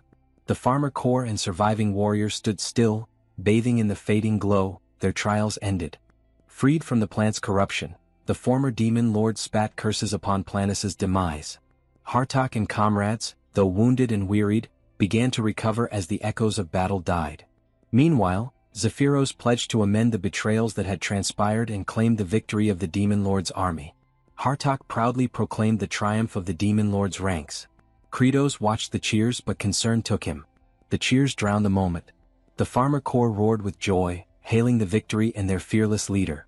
Kratos stood at the center, basking in the adoration of his steadfast legion. Kratos screamed loud for them to stop, desperation climbing in his tone. His crimson gaze flickered, filled with unwavering intensity. Before him stretched a field of ruined, lifeless bodies, scorched remnants and shattered earth. He stared in silence, absorbing the devastation, the quiet cost of their conquest. Even a single fallen leaf bore witness to the catastrophe. He dropped to his knees, the weight of their loss crashing down. Their crops, their people, they would face famine again. Could he demand more suffering from them? No. He couldn't let that cycle repeat. His closest allies gathered around him, their silent presence echoing his sorrow. Then, sudden and radiant, a glowing sphere emerged above him. Mysterious and pulsing, it hovered precisely over a solitary, lifeless leaf. Slowly the orb descended, merging with the brittle husk. Hopeful, unexpected, a miracle revealed itself. And then the dead leaf shimmered. It pulsed once, vivid, alive, renewed by unseen power. Zephyros observed Kratos, whose drooped posture betrayed a storm of frustration, and an unexpected wave of empathy stirred within him, not only for the present moment but for a memory rooted deep in his past. That recollection carried him to a dank prison cell where frightened demons cowered in silence. Among them, one muttered cynically about the new demon lord, dismissing any significance it might bring. To him their fate as livestock was unchangeable, mere fodder under any rule. Then came the sound of rusted hinges creaking open. A green-skinned demon stepped inside. Panic surged through the cell like wildfire. Most recoiled into corners, trembling. All except one. Young Zephyros remained seated, his expression void of emotion. The green intruder, puzzled by this apathy, approached. Without hesitation, it seized him by the collar like one might handle poultry. Still, the boy's demeanor remained unchanged. Just as the creature drew its blade, an explosion of motion ended its advance. Kratos had arrived, silent, lethal, and filled with fury. In an instant, the green demon's skull was pulverized, collapsing like overripe fruit under pressure. In the aftermath, Kratos questioned the boy's lack of fear. Zephyros responded with startling calmness. He confessed that fear had long left him, and perhaps death would be more merciful than an existence spent in dread. Their struggles felt meaningless, just cattle awaiting slaughter. There was no use in delaying the inevitable. That blunt honesty struck a chord within Kratos. With a rare smirk, he recognized something familiar in the boy's bleak clarity and extended an invitation. From that moment, Zephyros became the demon record keeper. That day Kratos made a vow to break the cycle of internal predation that plagued their kind. In the present, Zephyros now witnessed a once revered demon lord, one not defeated by force but by the weight of remorse. Rather than speak, he simply moved. Without a word, he grabbed a hoe and began tilling the earth. This subtle defiance caught Hartox's attention. He understood. Orders rang out. The field transformed into action. No war cries, no blades, just hands and tools. The demons, hardened from countless battles, responded to a different call now, one of soil, sweat, and solidarity. Their chants became rhythmic, echoing their new resolve. They sang of plowing through hardship, of oxen moving slow but steady, and of calloused hands pushing through resistance. Kratos, watching in silence, slowly grasped their intent. They had not been broken, they were ready. His eyes sparked with realization. Assignments were given with purpose. One unit would seek out every viable potato. Others prepared tools, sliced seed potatoes, aligned rows, raised soil beds. Zephyros would ensure the blades remained spotless. Hartox would take command of the front effort. Agerat was sent to gather all equipment. Kratos, filled with renewed conviction, raised a clenched fist. Their unified response echoed, a declaration of purpose, of harvest. Among them, Baal charged like a beast of burden, rope clenched between teeth, dragging a plow with raw, unfiltered strength. The image struck Kratos deeply. In that instant, the act of farming revealed itself not as mere cultivation, but war. Against drought, against blight, against failure. Elsewhere, Flute discovered a tiny sprout. Her expression radiated wonder, as if she had unearthed a priceless gem. Declaring it valuable, she lunged for it. But it wouldn't budge. Still tied to a post like a scarecrow, Raster mumbled suggestions half-heartedly. Just when she nearly gave up, another hand joined hers, Agerat's. Together they heaved. From the stubborn soil emerged an enormous root cluster, a potato so massive it could rival a final boss. In a cruel twist of irony, it landed squarely on Raster's face. Flute beamed with accomplishment, and Kratos turned at the commotion. His expression froze. What lay before him wasn't imagined, it was a real potato. Enormous, healthy, and alive. He was speechless. The soil, once barren, had come alive. The explanation came to him suddenly. After the defeat of Planus, faint sprouts had begun appearing. It all made sense. The walking colossus of a forest had redistributed nutrients into the land through its very collapse. Without hesitation, Kratos ordered a full excavation. The farmland burst into activity. Reports of colossal tubers echoed from all sides. A farmer lifted one that nearly needed transport clearance. It was undeniable. The soil was overflowing with bounty. Cries of discovery rang out. T-Bone, ever relaxed, lounged atop a potato the size of a cart, licking it like a sun-warmed treat. Tough demons, once warriors forged in brutality, now danced in joy, arms full of produce, faces beaming like children in spring. Zephyros, voice shaken with emotion, glanced toward Kratos with a question that needed no answer, asking if this is a bountiful harvest. Kratos held the massive crop in his arms. His gaze softened. The weight was real. His voice, usually stern, carried warmth. Tears welled up, not of sorrow but relief. Around him, laughter broke out, unrestrained and pure. And so it was. Against all odds, with hands once trained for war now sowing hope, they had achieved what once felt impossible. A true, bountiful harvest. A harvest awaited, one where hunger would no longer shadow their lives. Within the newly established demon stronghold, Kratos, bearing the title of Demon King, examined a cluttered assortment of makeshift reports pinned to a worn-out board. His gaze was sharp, expression solemn as he reviewed the current status of the Forsaken regions. The first territory, labeled with a solitary star, Sartl. Its ruling lord had made the mistake of rebelling, an error swiftly met with destruction. Adding to the fortune, once the heart of Frost ceased to pulse, his followers had disappeared like unpaid apprentices on the eve of a festival. The area now lay deserted, an open canvas for any ambitious settler armed with determination and a shovel. Next came the two-star zone, Planus' former domain. The death of its master left his scattered forces in complete disarray. Unsure of their moral compass, they wandered aimlessly, like forgotten side characters abandoned mid-quest. Then there was the third-star domain, Raster. An individual whose most notable legacy involved acting as a literal lightning rod. Oddly enough, perhaps his most meaningful contribution to date. Kratos considered retribution for past disobedience, but it felt akin to blaming a hamster for steering a sinking galleon. The final and most complex, the 4-star territory, was home to a serpentine figure known as Tartu. In the original game framework, Tartu had proven trustworthy, which, within demonic standards, implied he was unlikely to commit betrayal that particular day. Kratos weighed the idea of mobilizing reinforcements from regions 2 and 4. These areas remained relatively stable and responsive. However, expanding forces meant escalating logistical demands, additional supplies, more mouths, and the ever-growing challenge of managing resources, particularly meals. Until the next yield, caution was necessary. Zephyros, known also as Ender Zephyros and now a demon monarch in his own right, provided an update. Mass stew production had commenced under prior instructions. Kratos acknowledged the report with a rare glint of satisfaction and ordered that the food vouchers be organized accordingly. At that moment, a subordinate rushed into the chamber, announcing that standby communications had been dispatched to each territory. This piqued Kratos' attention. Were they complying? A brief hesitation followed. The 4-star district, it appeared, was not responding. Tension flickered in Kratos' expression. Why the disobedience? The messenger, wide-eyed and clearly bewildered, offered no reason. No explanation had been given. With evident restraint unraveling, Kratos leaned forward. The messenger hadn't even asked? And worse, ask whom exactly? The situation frayed further.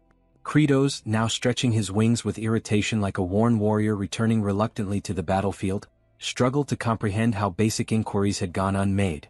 His thoughts spiraled. This was equivalent to dealing with bureaucratic buffoonery, where forms were submitted in crayon and logic abandoned ship. Zephyros, ever the harsh observer and unsparing commentator, noted how Kratos, despite his current air of benevolence, remained wholly and unmistakably a demon king. A visage so hideous that even time itself would struggle to produce anything more grotesque. Kratos, though calm on the surface, recoiled inwardly at the idea that something even worse could one day emerge. Attempting to bring order back into the conversation, Zephyros inquired about the servants. Had they offered any insights? Where was the 4th Lord? The truth landed like a bolt of divine punishment. The 4th Lord had crossed into human territory, amassing bodies for agricultural use. Outwardly, Kratos maintained his composure. Internally, however, he was erupting with alarm. That specific scenario, etched into the game's history, was the trigger. A moment not of balance or challenge but of utter devastation. The ancient paladin, a harbinger of annihilation, would be awakened not by intention, but by invasion.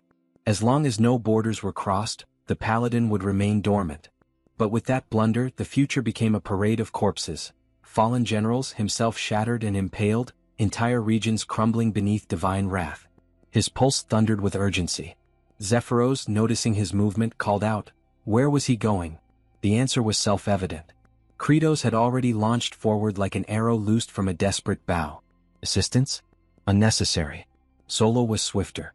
As he dashed across the lands, his mind raced. The fall of Planus had elevated the mana seed to level 4. Attributes had shifted, agility now at an explosive 160%, while other stats such as stamina, mental resilience, strength, and arcane potency remained at modest 10s. He screamed inwardly, embracing every exploit he knew, shortcut pathways, unintended movement techniques, even bending terrain boundaries if needed. A mental map formed, with precise markers, demon-controlled wastelands bordering the Tower of Life, the sacred grave of the Elder Paladin. His destination clear. His panic justified. His mission urgent. He ran, not to conquer but to prevent annihilation. And further out stood Magrav Fortress, a border stronghold separating demonic realms from human dominion. Perched atop the fortress walls, one sentinel narrowed his eyes and raised a hand to signal. Recognition flickered as a familiar figure approached. Another watchman leaned over the parapet, noting the presence of only a single disheveled attendant and an assortment of odd-looking travelers. Below, the fortified gates creaked open. From within strode Commander Wokos. The report came swiftly. Envoy Azrahan, also known as Javier, returned from the wilds looking worn and hollow-eyed.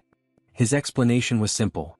A monstrous horde had begun to stir but hadn't even crossed into demonic territory before retreating. He acknowledged the outcome as yet another failed expedition into enemy lands, just like the rest. The soldiers were permitted to rest. As Javier and his companion Lloyd made their way toward the inner gate, a sudden metallic clash halted their steps. Kimchi stood silent as the mood shifted. Wokos's gaze turned glacial, reminding all present of the rule: only those who had once left could return. Javier's pulse quickened. He attempted to defend the old man's presence, claiming the aged one had rescued him in the lawless zone and posed no danger. Yet Wokos remained unmoved. Before tensions rose further, Lloyd stepped forward, donning his most charming merchant facade, and pulled a glittering bribe from beneath his coat. The gesture backfired catastrophically. With a punishing blow, Wokos struck Lloyd so violently that his future lineage might have felt it across generations. The commander's fury ignited, and his accusation struck deeper than the slap itself. What followed escalated swiftly. The blade that had stopped them now hovered dangerously close to the old man's throat. A demand was issued: the cloak must come off, and if there were even a hint of treachery, death would follow. Javier inwardly panicked. He knew that whatever lay beneath the fabric would bring disaster. H turned his gaze slowly toward Lloyd. The moment stretched, and then something erupted. A pressure flooded the air. Killing intent, thick enough to cut through steel, surged from the cloaked figure. The world seemed to pause. Even Wokos faltered in that instant.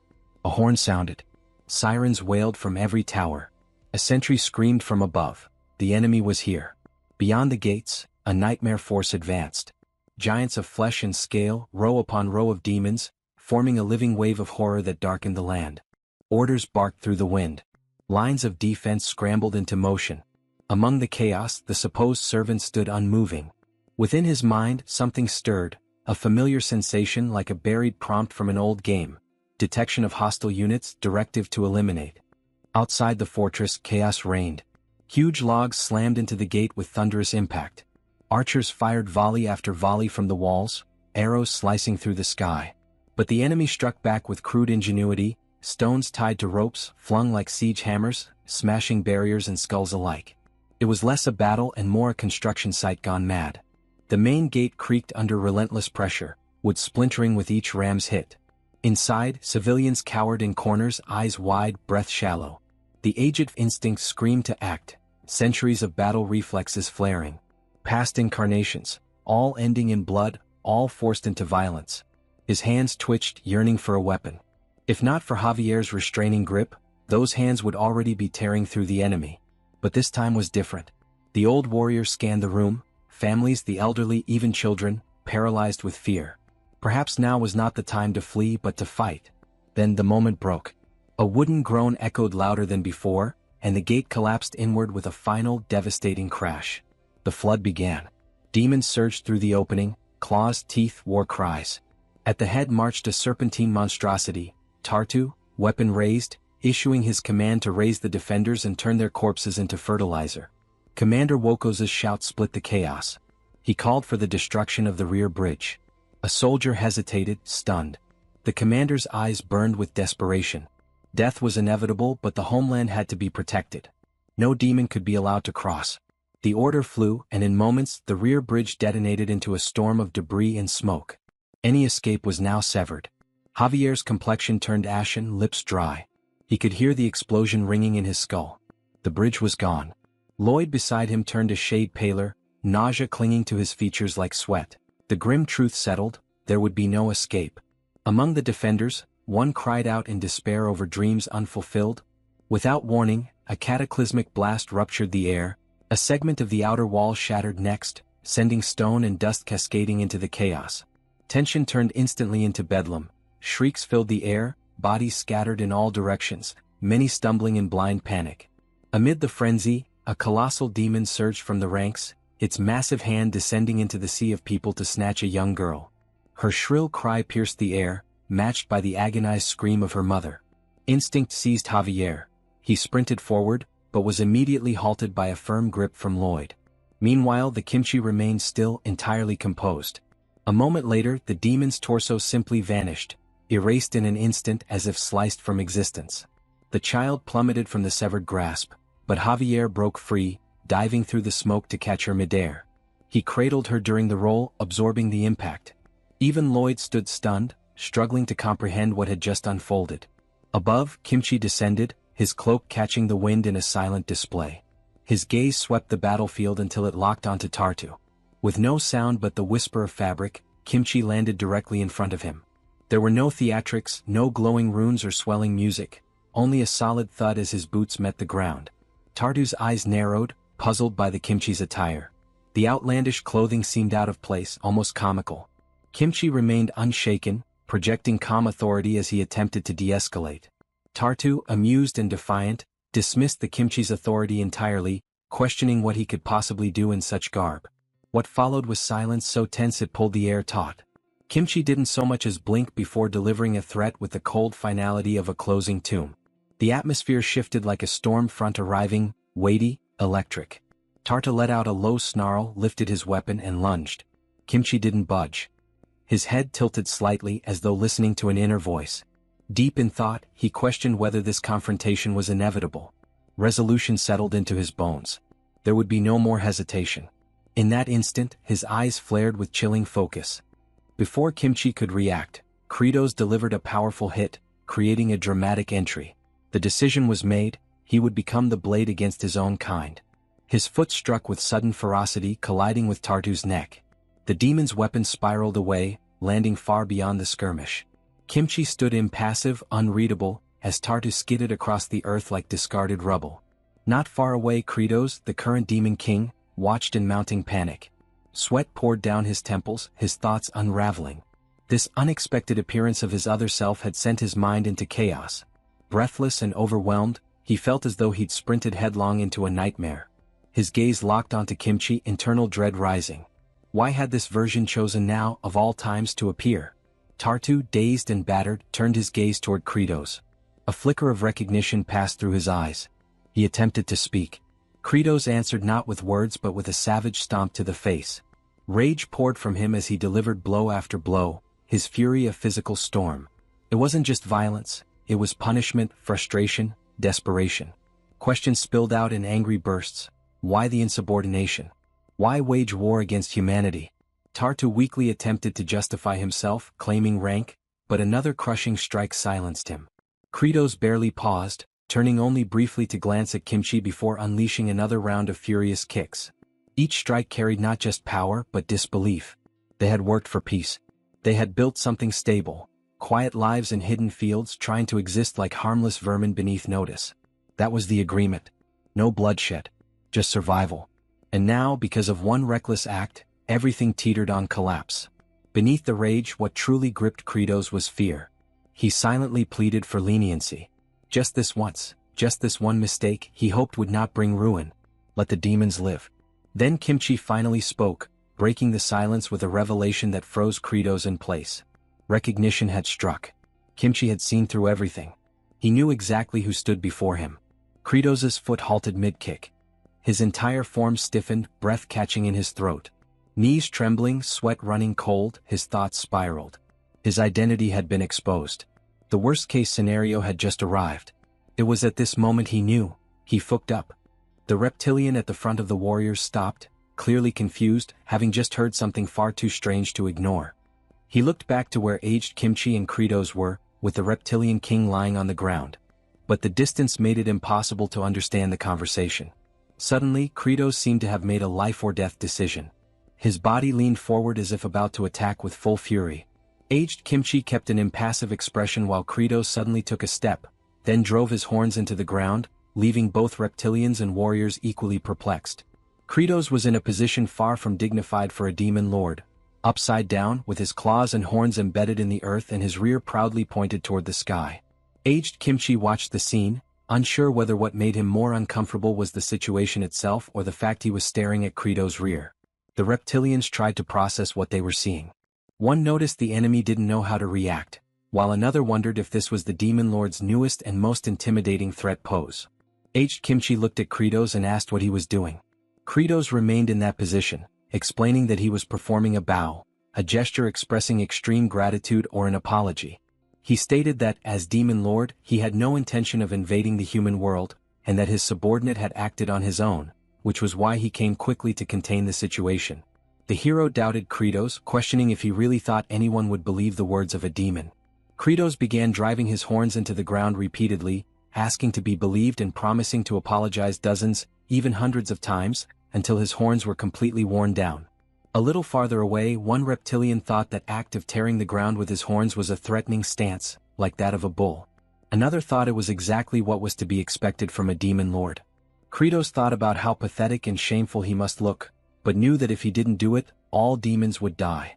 Sweat ran down his face as he clenched his teeth, determined to act as a responsible leader. He remembered that when he was a child, he once saw a worker kneeling before his superior, with his forehead almost to the ground, begging for forgiveness. The superior, with a cruel smile, mocked him and made it clear it would not end anytime soon, even threatening his reputation. Kratos had decided he would endure any humiliation if it meant protecting his people. Back in the present, he kept striking his horns against the ground countless times without stopping, opening holes in the dry earth with each blow. Aged Kimchi watched the scene with a steady gaze, stating that all of it was useless and that he existed to kill him. With a grim expression, aged Kimchi raised his heart-shaped wand, determined to end Kratos right there and then wipe out the remaining demons. However, Kratos made no attempt to defend himself. He simply continued slamming his head against the ground with force. That echoed in the hero's mind, that he should kill them all. Until aged Kimchi stopped, noticing a strange pattern in the demon lord. The hero realized that Kratos had been hitting his head on the ground exactly 10 times, then making a brief pause and then another 10 strikes. It felt oddly familiar. Then he had a revelation. The Call of Duty bore a resemblance to Kratos. While scouring the demon's land, he always did everything in sets of 10. Before stepping into a trap, he would count 10 times. Even when doing some odd, meaningless act, it was always in tens, repeating the pattern as if following an invisible command. Back to Kratos.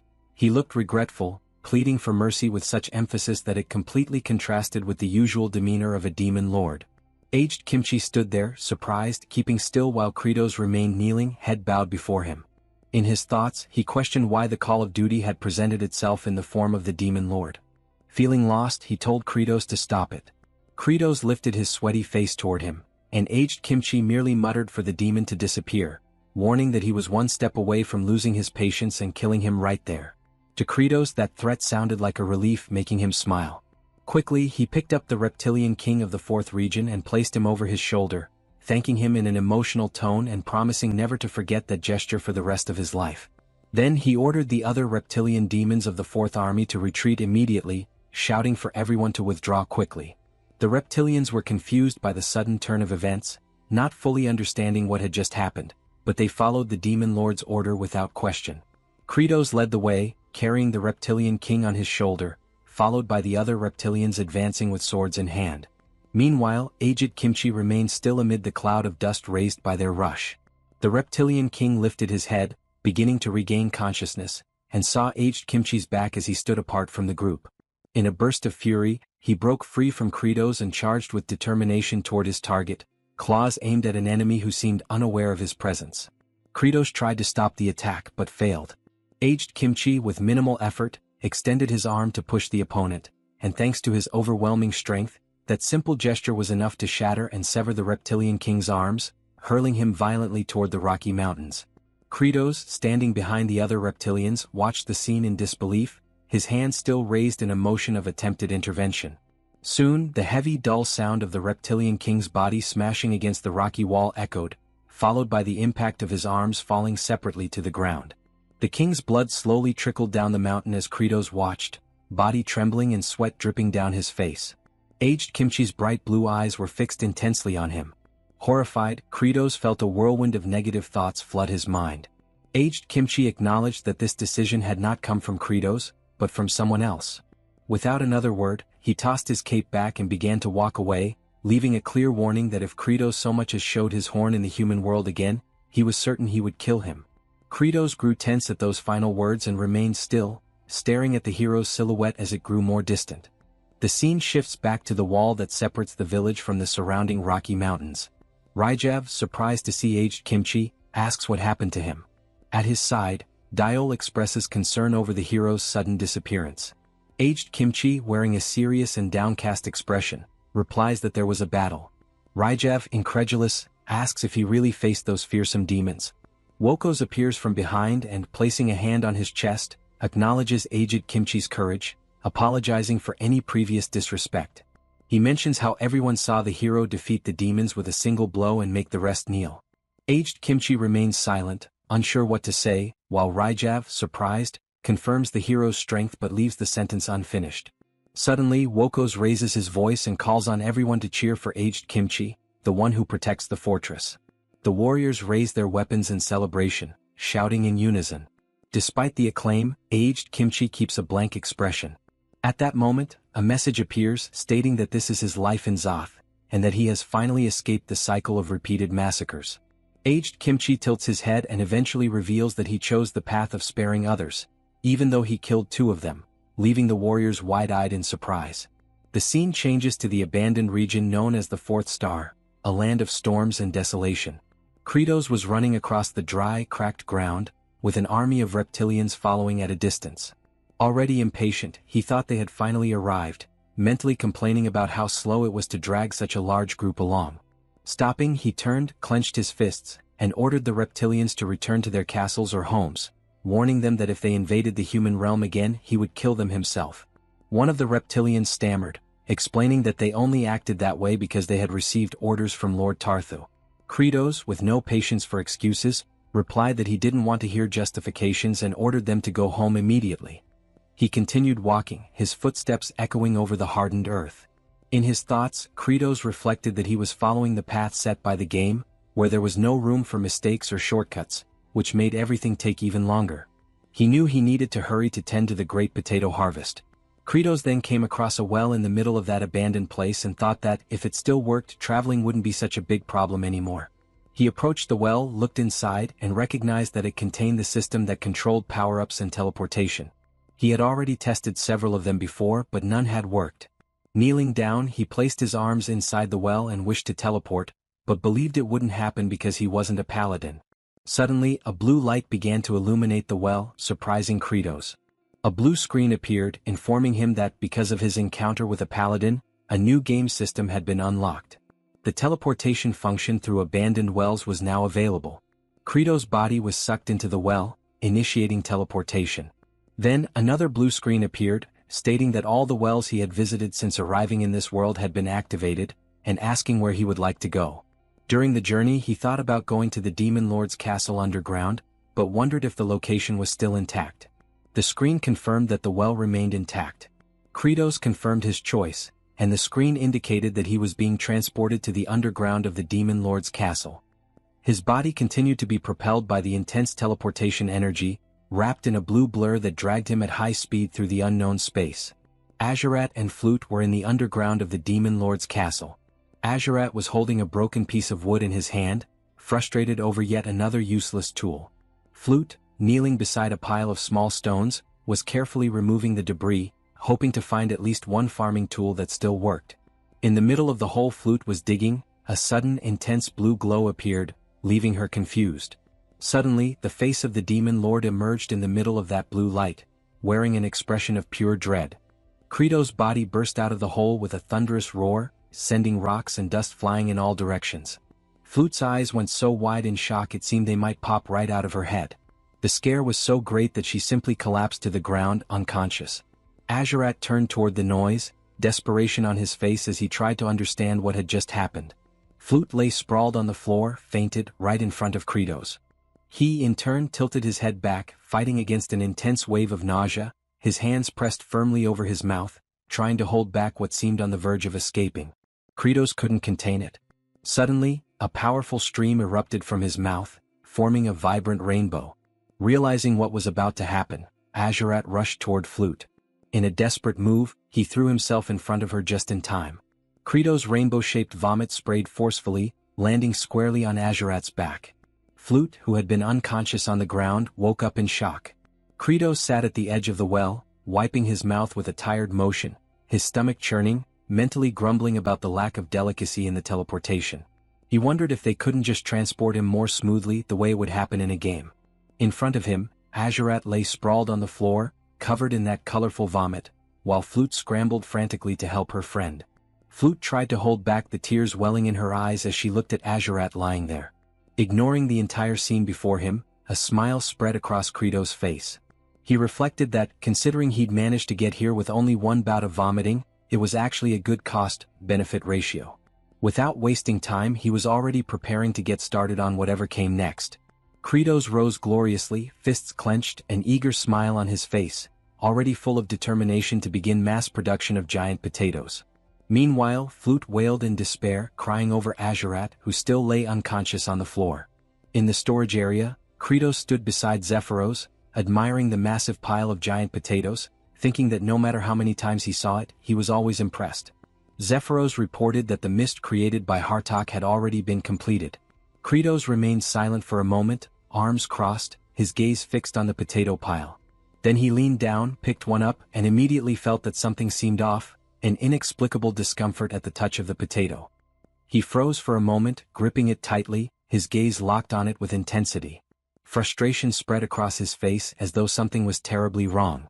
Credos climbed onto the pile, picking up each potato to examine before tossing it aside. His sharp gaze searched for something amiss, any detail out of place that could justify his frustration. Zephyros watched with curiosity and asked if there was a problem with the potatoes. Among the pile, Credos clenched his teeth, glared at one in his hands, and declared that the giant potatoes had no sprouts. Zephyros asked if the absence of sprouts meant the potatoes wouldn't grow. Credos, teeth clenched and eyes shut in disbelief, confirmed that these potatoes were sterile. In the Demon Lord's temporary castle, Credos sat in a makeshift wooden chair serving as a throne. Beside him, Zephyros stood, while the 4 demon generals waited before him. Resting his head on his fist, frustrated, Credos explained that even if they planted those giant potatoes, not a single one would sprout. Hartok explained that the potatoes had been unnaturally genetically altered and, as a result, had lost their ability to reproduce, becoming mutants. Baal lamented, asking if that meant they couldn't eat them. Beside him, Sergi turned and replied impatiently that eating them wasn't the problem. The real issue was that they couldn't be planted. Once they ate everything they had now, that would be the end. Still disheartened, Credos remarked that he had never planned to rely on potatoes forever. They were vulnerable to disease and once infected, the entire crop would be lost. Azurat observed that sooner or later they would have to plant something else. Then, with irony, he questioned what else could possibly exist in that land besides potatoes. Credos answered bluntly that there was simply nothing else. The Demon Lord went on, revealing, however, that he knew of a place full of seeds for planting. Zephyros, upon hearing this, grew thoughtful, wondering if Credos was referring to what he suspected. A land full of crops. Credos finally revealed that it was the land of humans, and the general stood still, staring at him intently. Baal burst out in excitement, imagining invasion, plunder, and another full-scale war, while Sergi, irritated, shouted back at him, trying to get him to calm down and contain his enthusiasm. Then, more serious, Sergi turned to Credos and noted his dejection. recognizing that no one hated war more than the demon lord himself. Kratos began giving orders to each of them. He instructed Zephyros to immediately begin construction of the giant Chuno and ordered him to remain there to assist Hartok's team of farmers, helping to manage them. Then, turning to Sergei, Baal and Azurat, his expression shifted completely, now terrifyingly eager, as he announced that they would go to the human lands, sell the Chuno and use the money to buy seeds. He remembered the problem that was aged kimchi and thought that as long as they didn't run into him, everything would be fine, and even if they did, he already had a plan ready. Kratos already had a contingency prepared should his plan fail. His commanders stood frozen, unable to process the sheer boldness of what he proposed. Zephyros, in particular, believed that Kratos had completely lost his sanity and questioned why such absurdity was even being considered. Pointing toward the three generals selected for the mission, he highlighted the glaring weakness in the strategy. He remarked on Bahal, emphasizing how monstrous his appearance would seem from the perspective of any human. His assessment continued with the hooded Azurat, whom he described as a walking omen of disaster, resembling a serial killer with unnatural skin. Finally, his scrutiny landed on Sergei, whose armored frame and pallid complexion gave him the appearance of a frostbitten human-octopus hybrid plagued by illness. In Zephyros's view, no human would hesitate to brand them as demons and attack without warning. The blunt words sparked outrage. Azurat and Sergei seized the advisor with fury, though he defended himself by claiming he had spoken only the truth. Azurat's temper flared, making it clear that silencing him permanently would be an entirely reasonable course of action. Bahal interjected, insisting that Zephyros's assessment was accurate, claiming he alone looked normal among them. Azurat, however, was quick to counter, declaring that his fiery hair made him resemble a demon more than any of them. The hooded figure scoffed at Hartok's lack of self-awareness, labeling him as nothing more than a corpse-like husk compared to his own supposed elegance. Sergei, amused by the chaos, remarked that they all resembled boiled fish. This sparked an eruption of insults, with the others turning on him, mockingly reminding him that he was the one likened to a sickly octopus. The quarrel escalated rapidly, devolving into an undignified brawl across the floor. Kratos observed the disorder with his chin resting on his hand, silently reflecting on their fragile egos and how pitiful their squabbling truly seemed. A simple gesture from his raised hand was enough to bring the chaos to a halt. Attempting to ease the tension, Kratos offered a mocking remark about their lack of attractiveness, implying none of them were worth showing off in the first place. The room fell into dead silence at the jab, but Kratos considered the awkward stillness a victory, since it restored order. Turning his attention back to the matter at hand, he asked Zephyros about the supplies taken from the hidden passage in Saruthal's castle. The advisor confirmed, producing a red cloth that concealed a cluster of small writhing blue creatures. The beings, known as Kekyu, wiggled and squeaked with an odd, almost endearing charm. When one of the blobs leapt forward with a squeal, Sergei stared in bewilderment, unsure of what he was looking at. Kratos revealed the truth with a wide grin. They were living elixirs of metamorphosis, meant to be consumed in order to transform into non-demonic forms. The commanders stared at the slimy creatures in shock as Kratos declared that this would be their method of infiltration into human lands. Disgust rippled through the group, some horrified at the suggestion of consuming them. Kratos, dripping with sarcasm, retorted that they surely had not expected the blobs to be applied like ointment. Bahal, far less concerned, bellowed that he had no issue with strange food. Without hesitation, he seized one of the squirming elixirs and shoved it into his mouth. A loud crunch echoed as he chewed, while the others watched in disbelief. He roared in outrage at the foul taste, leaving another to wonder aloud if he had truly expected something so grotesque to be palatable. The sight left the room in stunned silence, the tension now mixed with sheer disbelief. Without warning, Bahal began to radiate a dazzling golden light, while the others observed in astonishment. Kratos noted that the outcome of the metamorphosis depended entirely on the user's personality, silently hoping that none of them would emerge too feral. From his vantage point behind a stone pillar, Kratos watched as the glow intensified, flooding the area with blinding brilliance. When the light finally weakened, a new outline appeared within the dispersing smoke, accompanied by a hesitant voice announcing the change. In a sudden burst, Bahal's body reshaped into that of a striking, well-built man with flowing crimson hair, adopting a shy, almost awkward pose. Kratos understood then that the elixir of metamorphosis drew upon one's innermost wishes, realizing that this refined form represented Baal's true self. Obeying the decree of their demon lord, Sergei struck at one of the blue elixirs. giving rise to speculation that her hidden desire might have been beauty itself. Kephiros produced a mirror to reflect the result, revealing Sergi transformed into a fluffy azure alpaca with long eyelashes. The transformed creature shrieked its new identity while a caption revealed the truth. Sergi, the cold sovereign, had secretly yearned to embody the warmth of a gentle spirit. Impatience surged through Azurat, who seized the hooded demon's face and forced the elixir down. Moments later, a massive, gray pelican-shaped beast with crimson eyes emerged from swirling clouds, its screech echoing across the skies. The caption revealed this form as Azurat, the blood-drinking prince, whose deepest desire was the freedom of endless years. Kratos then declared himself next, biting down on a blue elixir. Within the veil of transformation smoke, a shadowy figure took shape before finally clearing, unveiling a pale man with long hair, carrying the air of a bitter graduate student. The transformation was underwhelming, and Kratos worried inwardly that it lacked impact. In the mirror's reflection, the change seemed almost trivial, drawing uncertain stares from the alpaca Sergi and pelican Azurat. He remarked mockingly to himself that he appeared no more than someone with failing health, then issued the order for the expedition team to depart. Thus began their strange march across the desert. Kratos, Baal in his new form, an alpaca and a pelican.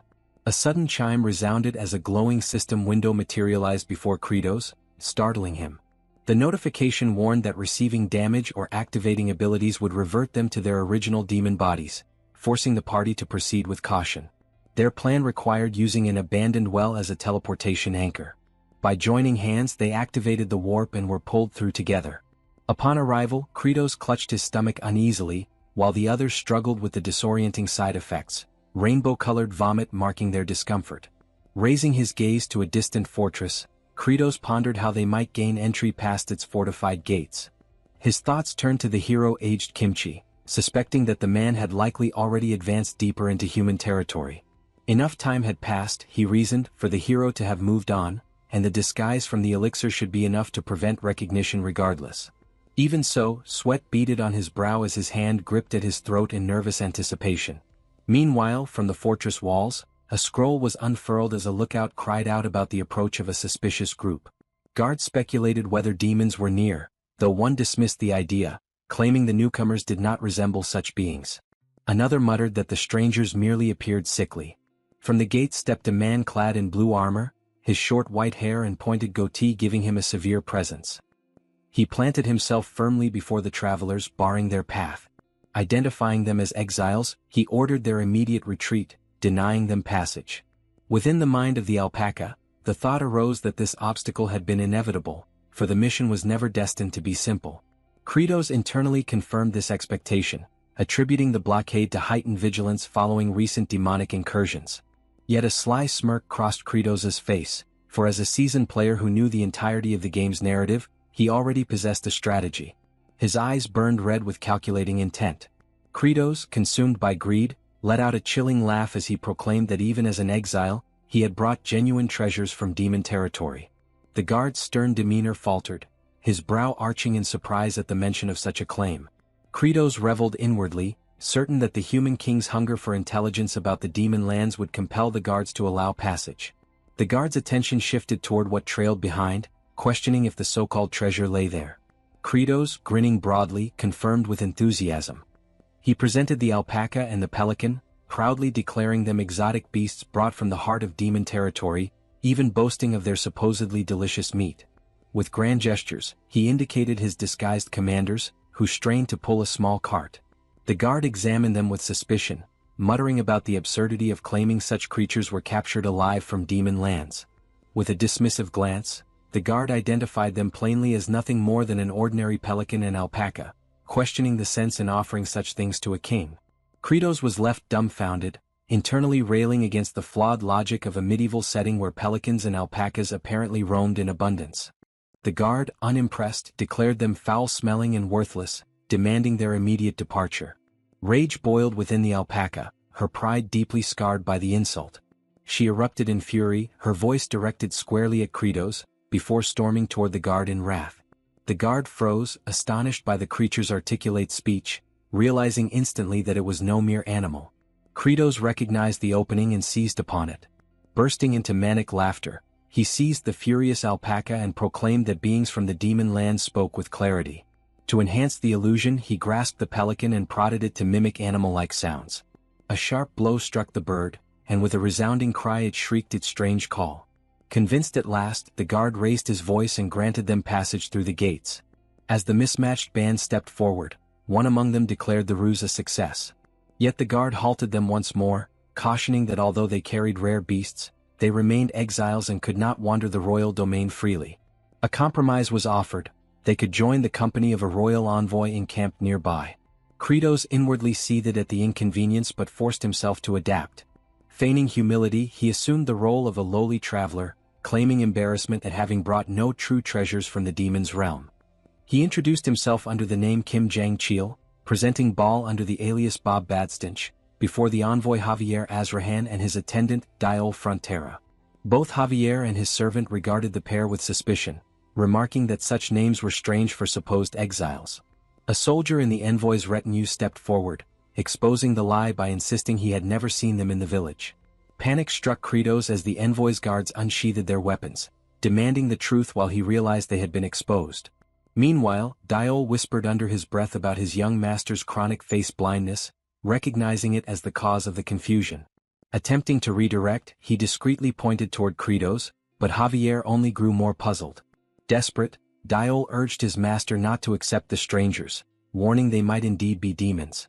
Javier, however, dismissed the concern with firm denial. Clasping his hands nervously, the envoy covered the situation by claiming he had no memory of them simply because no conversation had occurred before. Kratos, smirking slyly, perceived at once how easily the potato-faced envoy could be bent and exploited. Diol plotted quietly, considering the sickly Kratos frail and imagining he could discard them once their usefulness ended.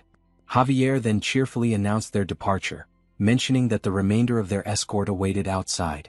Among them stood a blonde-haired warrior introduced as Aged Kimchi, tasked with accompanying the group. At that moment, Kratos felt icy sweat bead along his skin, his expression collapsing into sheer horror at the disastrous revelation. The hero Aged Kimchi regarded them sharply, his calculating eyes cutting through the air. Kratos faltered, forcing a trembling greeting while convinced inwardly that death was imminent. To his astonishment, Aged merely remarked on his ill appearance and advised him to look after his health. Stunned into silence by such unexpected courtesy, Kratos could only gape in utter bewilderment. As Javier proclaimed the beginning of their journey toward the capital, the newly assembled company set out together. He silently marveled at the fact that Aged Kimchi had failed to recognize him, proof that the elixir of metamorphosis had fulfilled its purpose. Yet the hero's sharp eyes still lingered on them, carrying the weight of suspicion. That evening the combined parties, the demons in disguise and the envoy's retinue, gathered around a crackling fire. Kratos inwardly trembled, realizing the peril surrounding them. A single strike would shatter their altered forms, leaving them doomed before the hero's strength. His mind raced, deciding he had no need to continue all the way to the capital. Simply selling the Chuno and abandoning these humans would suffice. Aged Kimchi's gaze flickered with unease, as if he sensed something unnatural. Kratos felt dread tighten his chest, cold sweat beading across his skin. Forcing a strained grin, he attempted to appear harmless, though the crushing weight of the hero's stare drained his body of strength. Making his decision, Kratos resolved to flee into the night with his subordinates. Beyond the tents, Sergi in her alpaca form and Azurat in the shape of a pelican slept soundly. Kratos shook Baal awake, who muttered complaints about losing precious beauty rest, which only earned the demon lord's scorn. Together with their companions, they quietly prepared to vanish into the darkness. Moving cautiously through the encampment, Kratos concentrated on their escape. Suddenly, Sergi broke the silence, speaking clearly and startling him, admitting it had taken effort to master speech in her new body. Grimly, Kratos dismissed the humans as irrelevant now that the fortress lay behind them, though unease gnawed at him, knowing their mission must be completed before exposure doomed them all. Their stealth was cut short when Aged Kimchi appeared suddenly, outlined against the silver glow of the full moon. An eye patch now concealed one eye, his expression unreadable as he stood barring their path. Kratos let out a horrified cry, realizing the entire plan had collapsed.